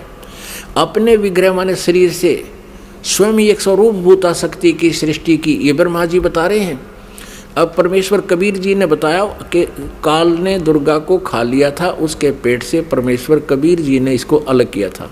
यहाँ इनकी मिलती जुलती सी बात है, क्योंकि कबीर परमेश्वर जी ने ब्रह्मा जी को ये ज्ञान सुनाया था, और ब्रह्मा जी ने कुछ अपना अनुभव, कुछ कबीर जी का ज्ञान मिला करके इसको सिरे चढ़ाया। उस समय एकाकी रहकर स्वेच्छा अनुसार विहार करने वाले उन सदाशिव ने अपने विग्रह माने शरीर से स्वयं ही एक स्वरूपभूता शक्ति की सृष्टि की, जो उनके अपने श्रीअंग से कभी अलग होने वाली नहीं थी। उस पराशक्ति को प्रधान प्रकृति गुणवती माया बुद्धि तत्व की जननी तथा विकार रहित बताया गया है। वह शक्ति अंबिका कही गई है।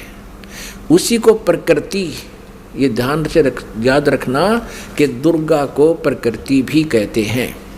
सर्वेश्वरी और त्रिदेव जननी, तीनों देवताओं की माता ब्रह्मा जी, विष्णु जी, शिव जी की जननी श्री दुर्गा जी को कहते हैं। वो त्रिदेव जननी, नित्य और मूल कारण भी कहते हैं। सदाशिव द्वारा प्रकट की गई उस शक्ति के 8 भुजाएं हैं। अंडरस्टूड हो गया कि इस दुर्गा के बारे में है। नाना प्रकार के आभूषण उसके श्री अंगों की शोभा बढ़ाते हैं। वह देवी नाना प्रकार की गतियों से संपन्न है और अनेक प्रकार के अस्त्र शस्त्र धारण करती है। क्लियर? एकाकिनी होकर भी वह समय संयोग वसात, वह माया संयोग वसात अनेक हो जाती है।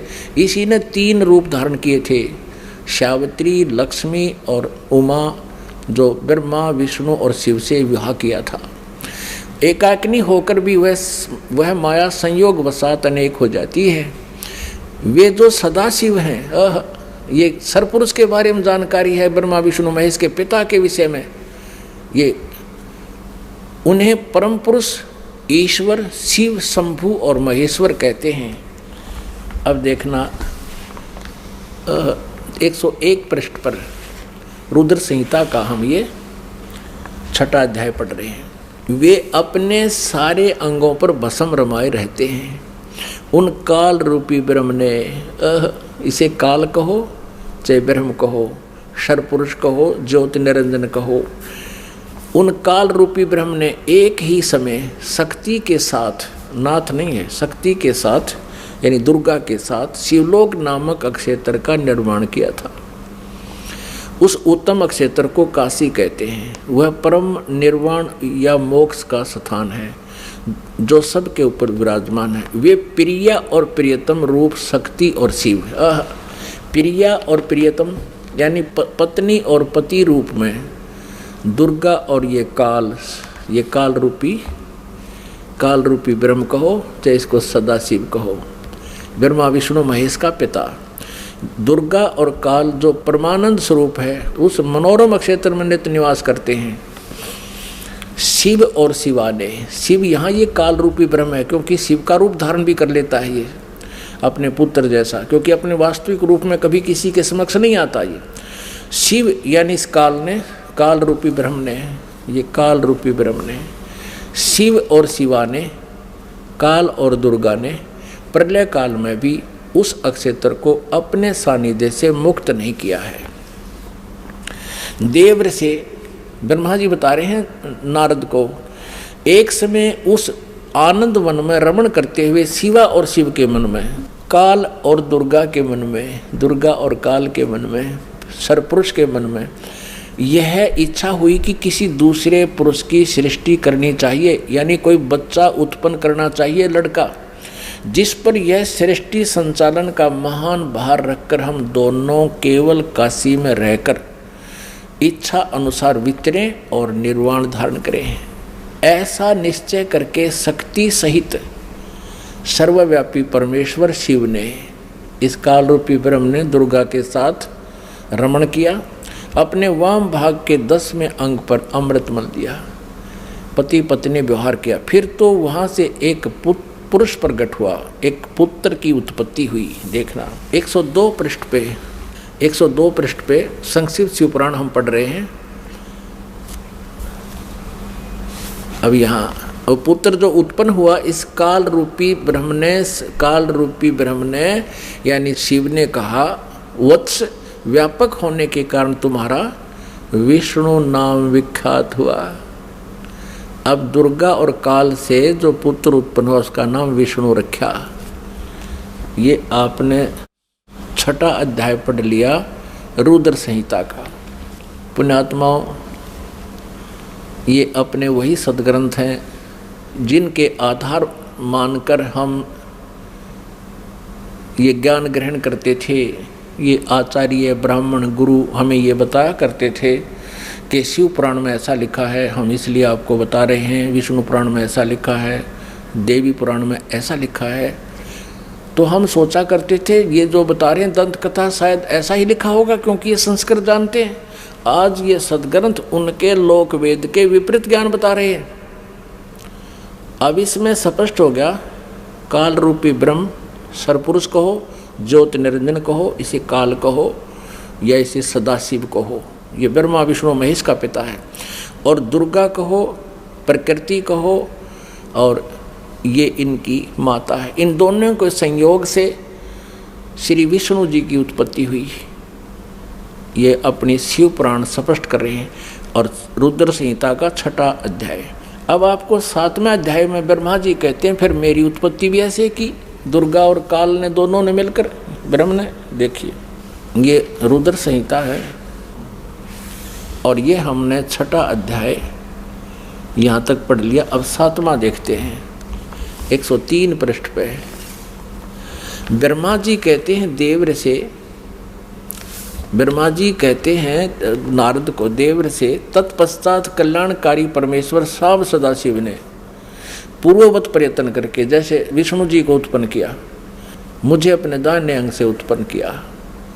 उन परमेश्वर ने मुझे तुरंत ही अपनी माया से मोहित करके नारायण देव के नाभि कमल में डाल दिया और लीला पूर्वक मुझे वहाँ से प्रकट किया। इस प्रकार उस कमल के पुत्र के रूप में मुझ हिरण्यगर्भ का जन्म हुआ। अब पुण्यात्माओं यहाँ पर अनुवाद करता थोड़ा सा विचलित हो गया। अब उसने सोचा कि भाई अब शिव से शिव की उत्पत्ति कैसे लिखूं, क्योंकि अनुवाद करता भी तत्व ज्ञान से परिचित नहीं था। लेकिन कहते हैं सच्चाई छुपती नहीं, चोर चुरावे तूंबड़ी गाड्डे पानी में, वो गाड्डे हुआ ऊपर आवे ना, सच्चाई छानी ना। अब देखना इसी रुद्र संहिता हम पढ़ रहे हैं, श्री शिव पुराण में प्रमाण दिखाते हैं आपको। ये वही रुद्र संहिता चल रही है और संक्षिप्त शिव पुराण 110 पृष्ठ पे हम अब यहाँ देखेंगे 9वां अध्याय का यहाँ अंत होता है, लास्ट है।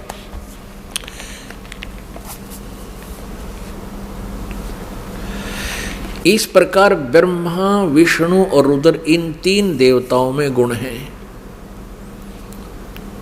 इस प्रकार ब्रह्मा विष्णु रुद्र इन 3 देवताओं में गुण हैं, परंतु शिव गुणातीत माने गए हैं।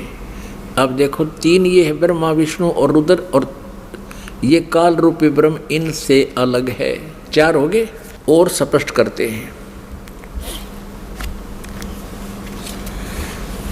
एक बार श्री ब्रह्मा जी और श्री विष्णु जी का इस बात पर झगड़ा हो गया कि ब्रह्मा जी कहते हैं कि मैं सृष्टि का रचनहार हूँ और विष्णु तू मेरे से उत्पन्न हुआ है, तू मेरा पुत्र है। विष्णु जी कहते हैं कि तू मेरी नाभि कमल से उत्पन्न हुआ है, तू मेरा पुत्र है। इससे इन दोनों का आपस में युद्ध हो गया। उस झगड़े का निपटारा करने के लिए इस काल रूपी ब्रह्म ने, इनके पिता ने इनके बीच में एक स्तंभ गाड़ दिया, एक लिंग खड़ा कर दिया तेजों में स्तंभ, बहुत लंबा, उसका कोई और छोर इन दोनों को नहीं मिला। तो इनका युद्ध तो बंद हो गया, उसकी खोज करने लगे कितना लंबा चौड़ा है। अंत में कहते हैं फिर कुछ देर के बाद ये शिव रूप में इसने प्रतिज्ञा की है काल ने कि मैं अपने वास्तविक रूप में कभी किसी को दर्शन नहीं दूंगा। इसलिए ये कभी ब्रह्मा रूप धारण कर लेता है, कभी विष्णु रूप धारण कर लेता है, कभी शिव जी का रूप धारण कर लेता है। तो वहाँ शिव जी रूप में आकर प्रकट हो गया और इन दोनों से कहा कि पुत्रों, तुमने अपने आप को भुला दिया है और तुमने जो सृष्टि और सतिथि के जो डिपार्टमेंट मुझसे लिए हैं, ये तुमने तप करके लिए हैं। और इसी प्रकार रुद्र और महेश्वर ने भी अलग अलग विभाग मुझसे प्राप्त किए। अब आपको दिखाते हैं विद्वेश्वर संहिता में, यही शिव पुराण, ये संक्षिप्त शिव पुराण गीता प्रेस गोरखपुर से प्रकाशित है और वही हम पढ़ रहे हैं। पहले जो आपको दिखाया था हनुमान प्रसाद पोदार इसके संपादक हैं। अब हम फिर विद्वेश्वर संहिता पढ़ते हैं। ये विद्वेश्वर संहिता अब पृष्ठ नंबर 24 पे थोड़ी सी झलक दिखाएंगे। ये एक तेजों में लिंग यानी स्तंभ इनके बीच में खड़ा कर दिया काल भगवान ने, ब्रह्मा जी और विष्णु जी के। फिर ये स्वयं प्रकट हो गया। ये 25 पृष्ठ पे हम पढ़ेंगे। ब्रह्मा और विष्णु ने पूछा, प्रभु सृष्टि आदि 5 कृत्यों के लक्षण क्या हैं, यह हम दोनों को बताइए। भगवान शिव बोले, ये काल रूपी ब्रह्म सदाशिव इनका पिता बोला, मेरे कर्तव्यों को समझना अत्यंत गहन है, तथापि मैं कृपा पूर्वक तुम्हें उनके विषय में बता रहा हूँ। ब्रह्मा और अच्युत, सृष्टि, पालन और संहार, तिरोभाव और अनुग्रह, ये 5 ही मेरे जगत संबंधी कार्य हैं जो नित्य सिद्ध हैं। अब 26 पृष्ठ पे, ये 25 पे पढ़ा, अब 26 पे। अब यहाँ आइएगा। पुत्रों, तुम दोनों ने तपस्या करके प्रसन्न हुए मुझ परमेश्वर से ब्रह्मा और विष्णु को ये सदा शिव काल रूपी ब्रह्म कह रहा है, पुत्रों तुम दोनों ने तपस्या करके प्रसन्न हुए मुझ परमेश्वर से सृष्टि और सतिथि नामक 2 कृत प्राप्त किए, यानी 2 विभाग प्राप्त किए हैं। ये दोनों तुम्हें बहुत प्रिय हैं। इस प्रकार मेरी विभूति स्वरूप है, अब वहाँ शिव के रूप में खड़ा था ये काल, मेरी विभूति स्वरूप रुद्र और महेश्वर ने 2 अन्य उत्तम कृत, ये मैं नहीं है, ने संहार और तिरोभाव मुझसे प्राप्त किए। यहाँ देखो 2 तो ये हो गए, विष्णु और ब्रह्मा। पुत्रों, तुमने तो सतिथि, सृष्टि और सतिथि ये 2 विभाग ले रखे हैं, और इसी प्रकार मेरी विभूति स्वरूप, क्योंकि वो उस समय शिव रूप में खड़ा था, रुद्र और महेश्वर ने 2 अन्य उत्तम कृत संहार और तिरोभाव मुझसे प्राप्त किए हैं। ये 4 हो गए ये, और 5वां ये बोल रहा है शिव। आगे देखो, ये स्पष्ट ये काल बोल रहा है, ब्रह्म बोल रहा है, सरपुरुष बोल रहा है। यहाँ से आइएगा, इसी के यानी 26 पृष्ठ पे हम पढ़ रहे हैं विद्वेश्वर संहिता का। यहाँ देखिए, मैंने पूर्व काल में अपने स्वरूप भूत मंत्र का उपदेश किया है जो ओंकार के रूप में प्रसिद्ध है। वह मंगलकारी मंत्र है। सबसे पहले मेरे मुख से ओंकार यानी ओम प्रकट हुआ, जो मेरे स्वरूप का बोध कराने वाला है। ओंकार वाचक है, मैं वाच्य हूँ। यह मंत्र मेरा स्वरूप ही है। प्रतिदिन ओंकार का निरंतर स्मरण करने से मेरा ही सदा स्मरण होता है। मेरे उत्तरवर्ती मुख से अकार का, पश्चिम मुख से उकार का, दक्षिण मुख से मकार का, पूर्ववर्ती मुख से बिंदु का और मध्यवर्ती मुख से नाद का प्राकट्य हुआ। इन 5 अक्षरों से इस प्रकार 5 अवयवों से युक्त ओंकार का विस्तार हुआ है। इन सभी अवयवों से एकीभूत होकर यह प्रणव ओम नामक एक अक्षर हो गया। गीता जी अध्याय नंबर 8 के श्लोक नंबर 13 में गीता ज्ञानदाता ये ब्रह्म, ये सरपुरुष श्री कृष्ण जी में प्रवेश करके बोल रहा है, ओम इति एकाक्षरम। श्रीमद् भगवत गीता अध्याय नंबर 8 के श्लोक नंबर 13 में गीता ज्ञानदाता ये ब्रह्म है, ये सरपुरुष है, श्री कृष्ण जी में प्रवेश करके बोल रहा है, अपने पुत्र विष्णु के शरीर में समझ लो। और ये कह रहा कि ओम इति एकाक्षरम ब्रह्म व्यवहारन माम अनुसमरण ये प्रयाति तजन देहम स याति परमाम गतिम। माम ब्रह्म, मुझ ब्रह्म का केवल एक ओम अक्षर है, नथिंग एल्स।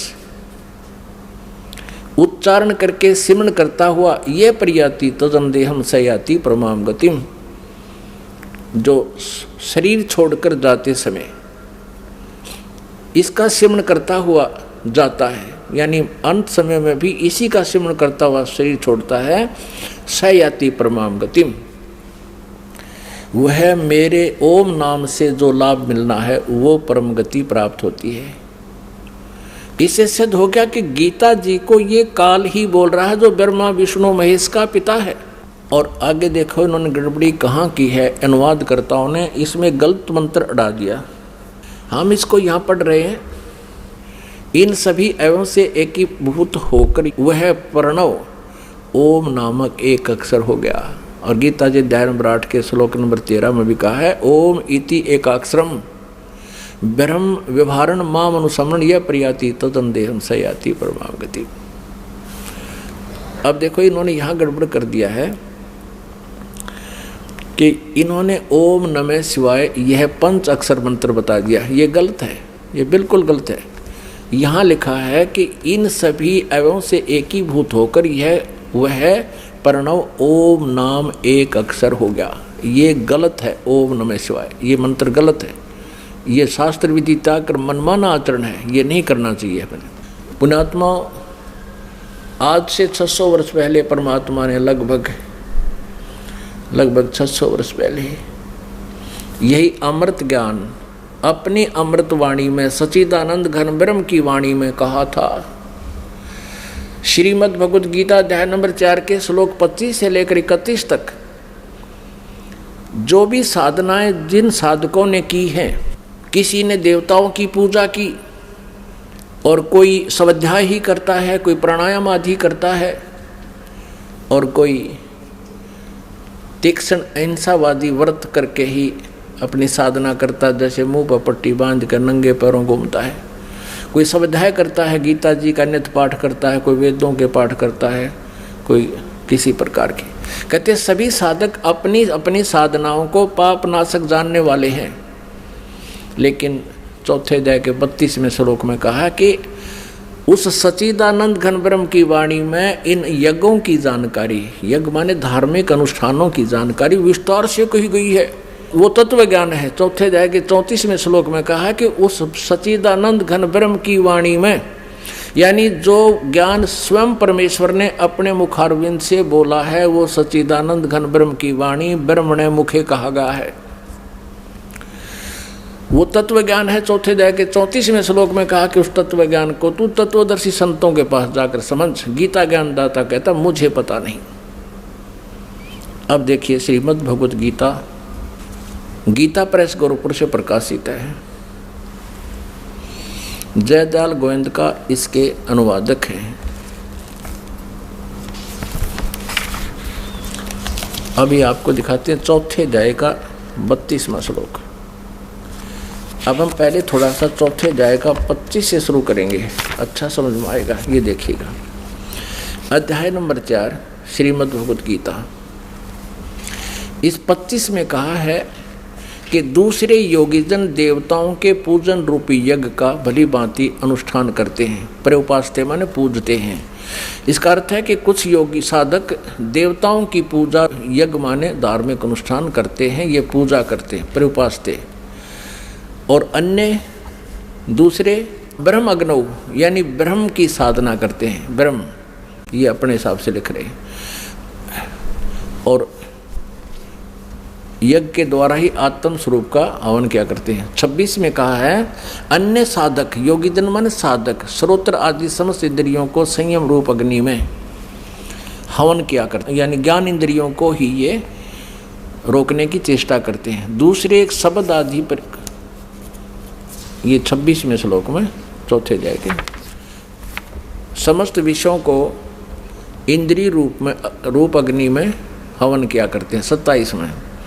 और दूसरे योगीजन इंद्रियों की संपूर्ण क्रियाओं को और प्राणों की समस्त क्रियाओं को ज्ञान से प्रकाशित स्वयं योग रूप अग्नि में हवन किया करते हैं। यानी कुछ इसमें यह कहा कि कुछ लोग अपने श्वासों की क्रियाओं को आते जाते देखते रहते हैं, इसी को अपनी साधना मानते हैं, ध्यान रखते हैं उसके ऊपर।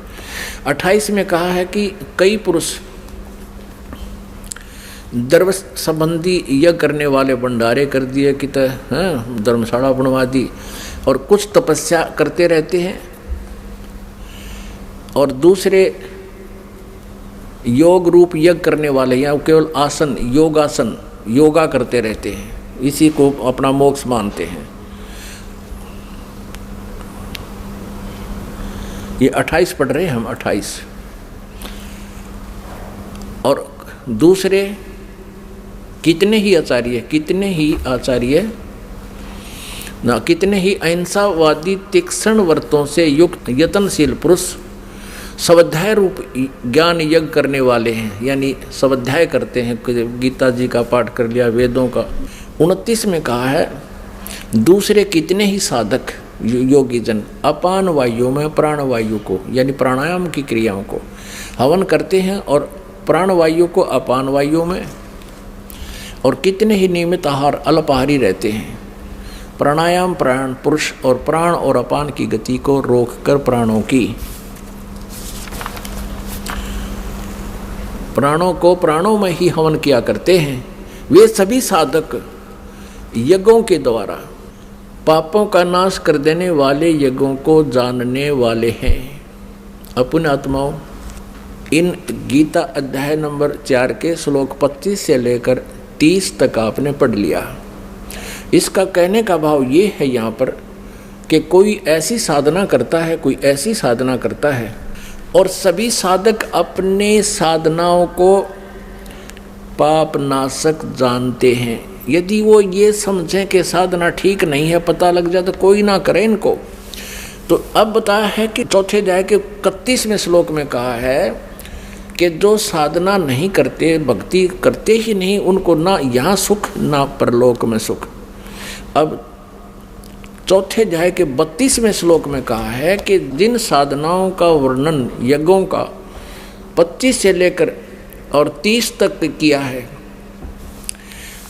इस प्रकार की अनेक प्रकार की विस्तार के साथ यज्ञों की जानकारी, यज्ञ माने धार्मिक अनुष्ठानों की जानकारी सच्चिदानंद घन ब्रह्म की वाणी में विस्तार से कही गई है, ब्रह्मणे मुखे। अब यहाँ अनुवादकर्ताओं ने चौथे अध्याय के 32वें श्लोक में गड़बड़ी कर दी अज्ञानता के कारण।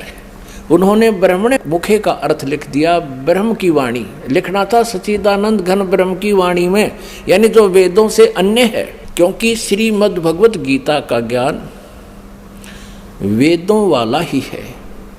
और इसमें 2 प्रकार का ज्ञान है। एक तो इस ब्रह्म क्षर पुरुष का अपना मत है, और एक वेदों का ज्ञान है।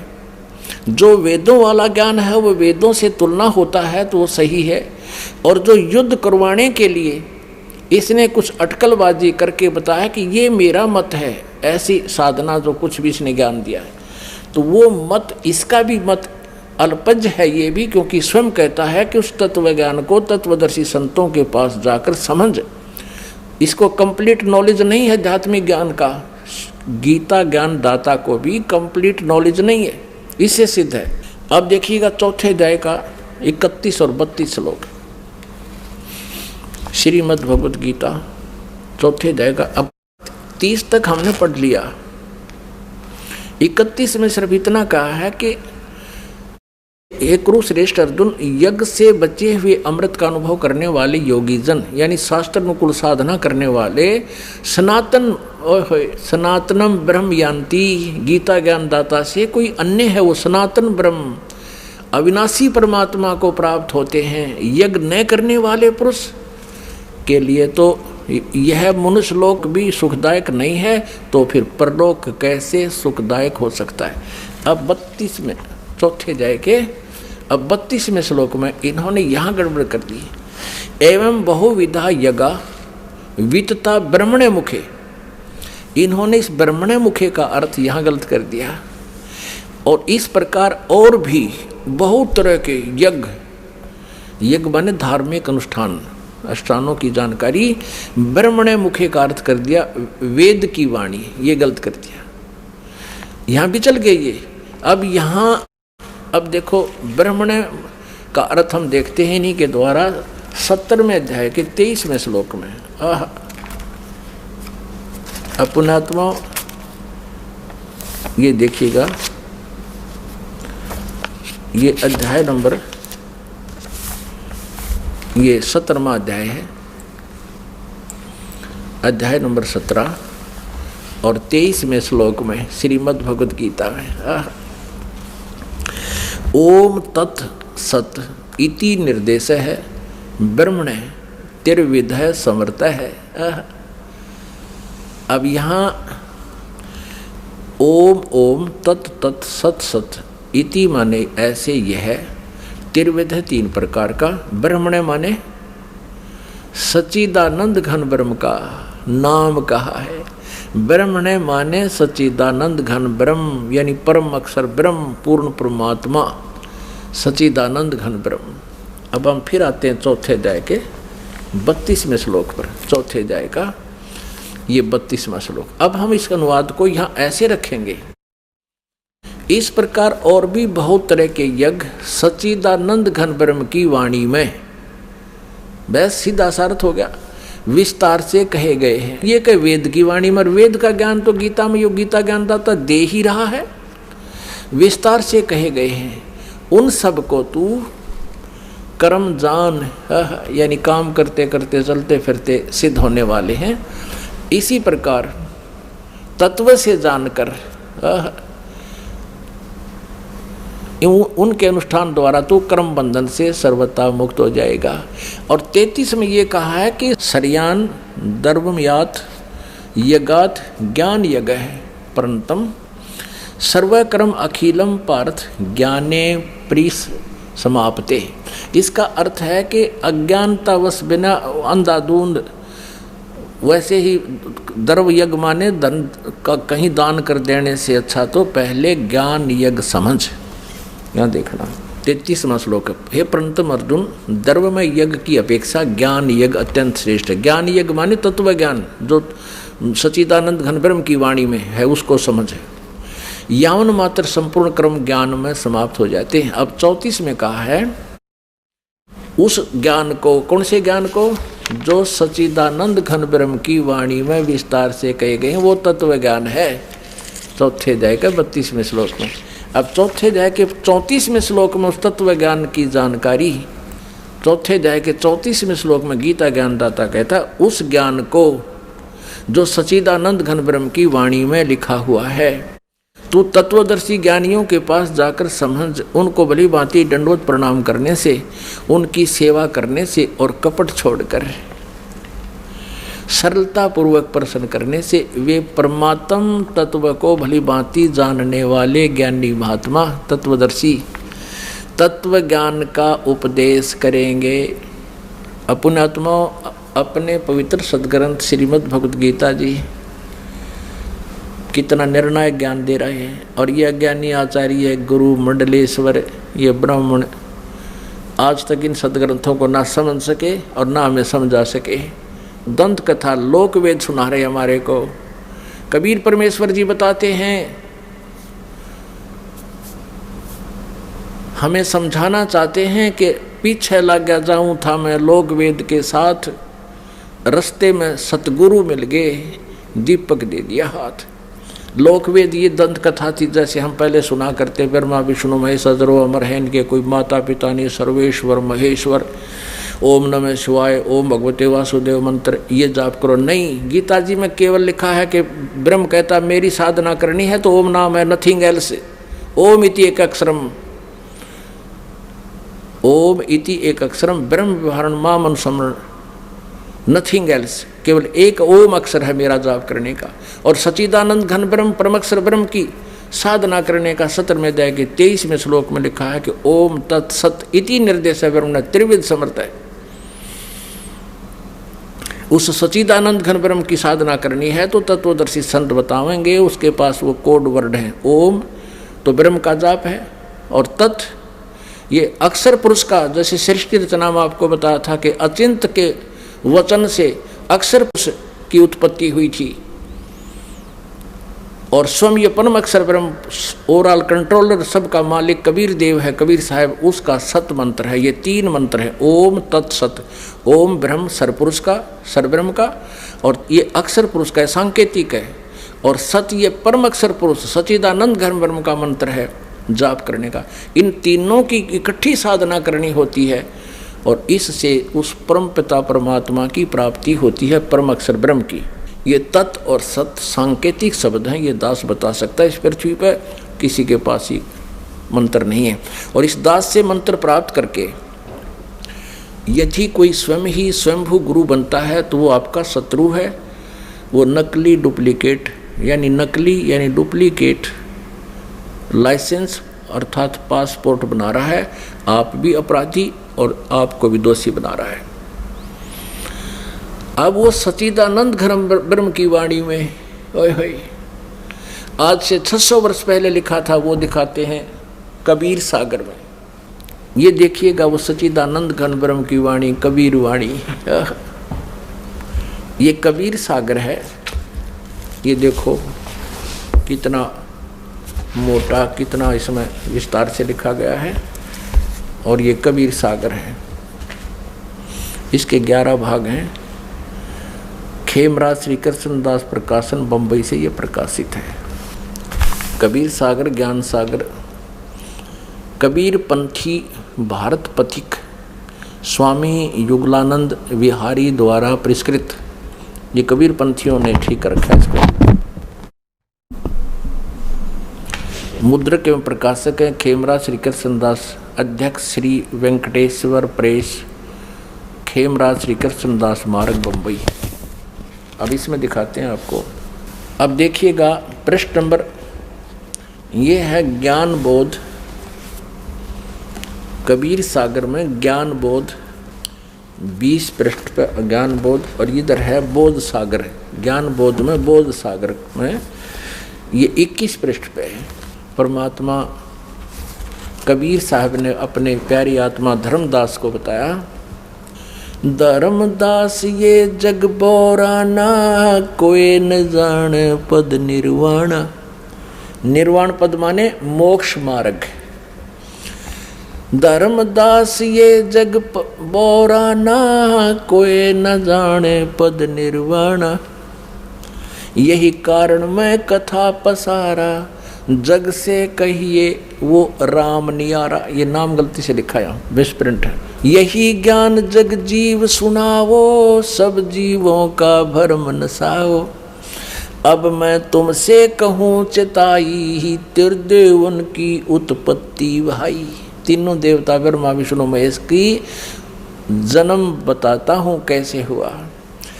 कुछ संक्षेप कहूँ गहुराई, सब संशय तुमरे मिट जाई। भरम गए जग वेद पुराण, आदि राम का भेद न जाना। ये राम है।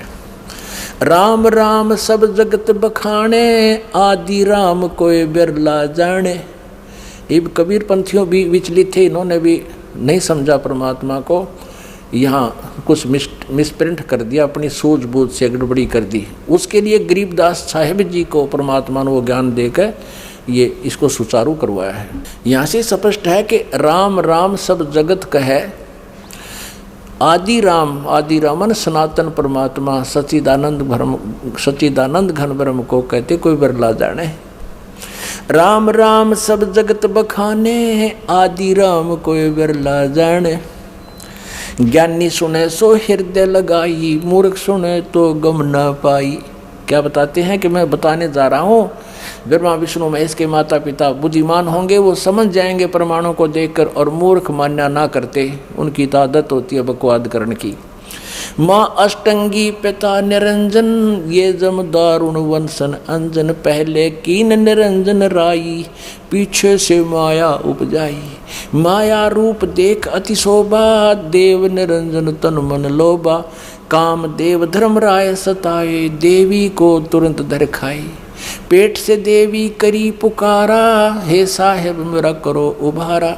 पेट से देवी करी पुकारी, साहेब मोहे करो उभारी। टेर सुनी सतगुरता आए, अष्टंगी के बंध छुड़वाए। यहाँ वास्तविकता यह है कि टेर सुनी तहाँ हम आए, परमात्मा कहते हैं अष्टंगी के बंध छुड़वाए। अब 22 पृष्ठ पे ज्ञान बोध। कबीर सागर। धर्मराय को हिकमत कीना, नखरेखा से भग कर लीना। अब कहते हैं उस काल ने उस दुर्गा के प्रजनन इंद्री स्वयं ही लगाई।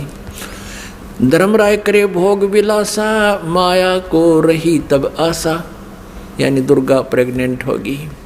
3 पुत्र अष्टंगी जाए, ब्रह्मा विष्णु शिव नाम धराए। ओए होए, 3 पुत्र अष्टंगी दुर्गा ने पैदा किए शिव काल के संयोग से, और ब्रह्मा विष्णु और शिव नाम धराए। 3 देव विस्तार चलावे, इनमें ये जग धोखा खावे। पुरुष गम कैसे के पावे, काल निरंजन जग भरमावे। 3 लोग अपने सुत दीन्या, सोन निरंजन बासालीन्या। अपने तीनों पुत्रों को 3 लोकों का राज देकर, पृथ्वी पाताल और स्वर्ग का, और स्वयं कहते ऊपर सुन में जा बैठा। सुन माने ऊपर, ठीक जहाँ और कोई ना हो, वो वैक्यूम प्लेस में, जहाँ इसने 3 रूप बनाकर अपने 3 स्थान बना रखे। 3 देव सो उनको ध्यावे, निरंजन का वह पार न पावे। ब्रह्मा विष्णु महेश को अपने पिता की भी प्राप्ति नहीं हो सकी है, इसलिए उनको निराकार बता रहे हैं। ये अलख निरंजन बड़बट पारा, 3 लोक जीव करे आहारा। ब्रह्मा विष्णु शिव नहीं बचाए, सकल खाए पुन धूर उड़ाए। तिनके सुत हैं तीनों देवा, आंदर जीव करत हैं सेवा। अब परमात्मा क्या बता रहे हैं कि इन दुर्गा और काल के ये 3 पुत्र हैं, रजगुण ब्रह्मा, सतगुण विष्णु, तमगुण शिव जी। और अंधे जीव इन्हीं की पूजा करते हैं। अंधे माने ज्ञानहीन प्राणी, और इन्हीं को सर्वेश्वर मानकर इनकी पूजा करते हैं। फिर देखिए, तिनके सुत हैं तीनों देवा, आंधर जीव करते हैं सेवा। सेवा माने पूजा। ये अंधे ज्ञानहीन, तत्व ज्ञानहीन प्राणी इन्हीं काल के तीनों पुत्रों की पूजा करते हैं।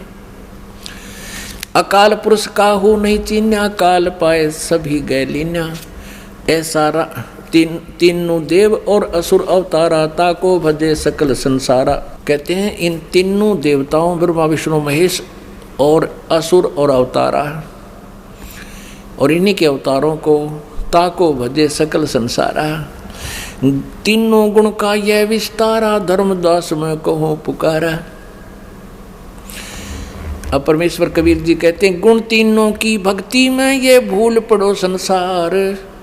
कह कबीर निज नाम बिना कैसे उतरो पार। अब परमात्मा ने कहा कि तीनों गुण का ये विस्तारा, रजगुण ब्रह्मा, सतगुण विष्णु, तमगुण शिव जी। गुण तीनों की भक्ति में भूल पड़ो संसार। कह कबीर निज नाम बिन कैसे उतरे पार। निज राम बिन, निज राम नाम कहो। अपने आत्मा ये कंसेप्ट और क्लियर करना पड़ेगा कि रजगुण ब्रह्मा है, सतगुण विष्णु, तमगुण शिव जी। और फिर गीता जी का थोड़ा सा भेद आपको देंगे। गीता जी में यही प्रमाण है तीनों की रचना का, जन्म का। ये देखिएगा मार्कंडेय पुराण में ये 3 गुण क्या हैं ये दिखाते हैं। यह मार्कंडेय पुराण गीता प्रेस गोरखपुर से प्रकाशित है। गीता प्रेस गोरखपुर से प्रकाशित है। इसके 123 पृष्ठ पर आपको दिखाते हैं। ये पृष्ठ 123, और यहां पर देखिएगा मार्कंडेय जी बोले, मार्कंडेय जी बता रहे हैं। हम यहां आ जाते हैं। इस प्रकार, इस तरह स्वयंभू परमात्मा की 3 अवस्थाएं होती हैं। रजोगुण प्रधान ब्रह्मा, तमोगुण प्रधान रुद्र और सत्वगुण प्रधान विश्वपालक विष्णु हैं। ये ही 3 देवता हैं और ये ही 3 गुण हैं। कितना स्पष्ट कंसेप्ट क्लियर हो गया। और भी क्लियर करते हैं, क्योंकि जब तक ये कंसेप्ट कति क्लियर नहीं बोलेगा कि रजगुण ब्रह्मा, सतगुण विष्णु, तमगुण शिव जी, तब तक यह बात सिर चढ़े नहीं कि गुण तीनों की भक्ति में ये भूल पड़ो संसारे। कह कबीर निज नाम बिना कैसे उतरो पार। ये श्रीमद् देवी भागवत हिंदी टीका से थी, इसमें संस्कृत भी साथ है, प्रथम भाग है। और ये कहाँ से प्रकाशित है? अथ देवी भागवतम सभाष्टीकम समात्यम। यह खेमराज श्री कृष्ण दास प्रकाशन बम्बई 4, यहाँ से प्रकाशित है। अब यहाँ आते हैं इसके तीसरे स्कंद में। अथ श्रीमद देवी भागवते भाषा टीका युक्ते तृतीय स्कंद है प्रारंभते। अब तीसरा स्कंद प्रारंभ होता है। इसमें प्रश्न नंबर 11 पे ये है 11 पृष्ठ और भाषा टीका युक्त तृतीय स्कंद अध्याय 5 का, और मंत्र नंबर 8 है। ये 7वां या समाप्त हुआ श्लोक और 8वां प्रारंभ होता है। भगवान शंकर अपनी माता दुर्गा से कह रहे हैं, हे माता, यदि हमारे ऊपर सदा आप दयायुक्त हो तो हमको तमोगुण में किस प्रकार प्रदान किया और ब्रह्मा रजोगुण और हरि सतोगुण युक्त क्यों किए। अब यहाँ देखिएगा, ये संस्कृत है, वो हिंदी पढ़ी संस्कृत है। ये 7वां समाप्त हुआ, 8वां प्रारंभ हुआ। यदि दया धर्मना न सदा अंबिके कथम अहम विहित च। अहम माने मैं किस प्रकार बना दिया। तमोगुण है, तमोगुण। और कमल जय, कमल से उत्पन्न होने वाले ब्रह्मा को रजोगुण संभव, रजोगुण क्यों बना। सुवित किमु सतोगुण हरि, और विष्णु जी को आपने सतोगुण क्यों बनाया। आप जी ने श्रीमद देवी भागवत में ये स्पष्ट क्लियर हो गया, और श्री शिव पुराण में स्पष्ट हो गया कि प्रकृति और प्रधान दुर्गा को कहते हैं, और तीनों गुण रजगुण ब्रह्मा, सतगुण विष्णु, तमगुण शिव जी। तो अब आप जी को श्रीमद् भगवत गीता में दिखाते हैं कि प्रकृति दुर्गा और इस काल रूपी ब्रह्म जो गीता बोल रहा है श्री कृष्ण में प्रवेश करके, इन दोनों के संयोग से इन तीनों गुणों रजगुण ब्रह्मा, सतगुण विष्णु, तमगुण शिव जी की उत्पत्ति हुई। देखना, क्योंकि श्रीमद् भगवत गीता दिखाते हैं। श्रीमद् भगवत गीता में आप जी को दिखाते हैं ये 14वें अध्याय का, ये देखिएगा अध्याय 14 का 3, 4, 5 या 3। हे अर्जुन, मेरी महत ब्रह्म रूप मूल प्रकृति, प्रकृति दुर्गा सभी प्राणी भूतों यानी प्राणियों की योनि अर्थात गर्भाधान स्थान है। मैं उस योनि में चेतन समुदाय रूप गर्भ को स्थापन करता हूँ। उस जड़ चेतन के तत्व मन उसके संयोग से सब प्राणियों की उत्पत्ति होती है, भूतों की उत्पत्ति होती है। 4 में, हे अर्जुन, नाना प्रकार की सब योनियों में यानी शरीरों में जितनी मूर्तियां अर्थात शरीरधारी प्राणी उत्पन्न होते हैं, प्रकृति तो उनकी गर्भ धारण करने वाली माता है, उन सब की दुर्गा। दुर्गा तो उनकी माता है, मैं बीज स्थापन करने वाला पिता हूँ। आगे देखो 5वें में, हे अर्जुन, सतगुण विष्णु, रजगुण ब्रह्मा और तमगुण शंकर, ये प्रकृति से उत्पन्न दुर्गा से उत्पन्न तीनों गुण यानी तीनों देवता अविनाशी जीव आत्मा को शरीर में बांधते हैं, यानी कर्मा उनके अनुसार ये इन तीनों रजगुण ब्रह्मा, सतगुण विष्णु, तमगुण शिव जी ये दुर्गा से जन्मे हैं, इनका जन्म हुआ है। और कर्मानुसार शरीर में यानी कर्म दंड के आधार से हमें यहाँ पर रखते हैं। अपने आत्माओं, परमात्मा कहा करते थे कि मेरी बात कहते हैं या दुनिया अजब दीवानी, मेरी कही एक ना मानी। क्या कहा करते परमात्मा, निरंजन धन तेरा दरबार, निरंजन धन तेरा दरबार, जहाँ पर तनिक ना न्याय विचार। कबीर परमेश्वर पूर्ण ब्रह्म परम पूज्य कबीर परमेश्वर जी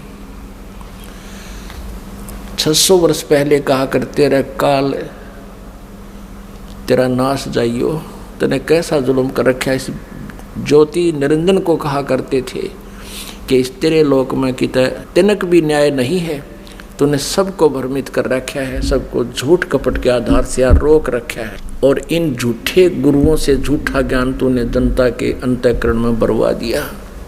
और ये भोली जनता इन झूठों को सच्चा मानते हैं और मेरी नहीं मानते हैं। निरंजन धन तेरा दरबार, निरंजन धन तेरा दरबार, जहाँ पर तनिक न न्याय विचार। वैसा ओढ़े मुल मुल खासा, गल मोतियों के आर। वैसा ओढ़े मुल मुल खासा, गल मोतियों के हार। पति भरता को मिले न खादी, ये सूखा निरस आहार। निरंजन धन तेरा दरबार, निरंजन धन तेरा दरबार, जहाँ पर तनिक न न्याय विचार।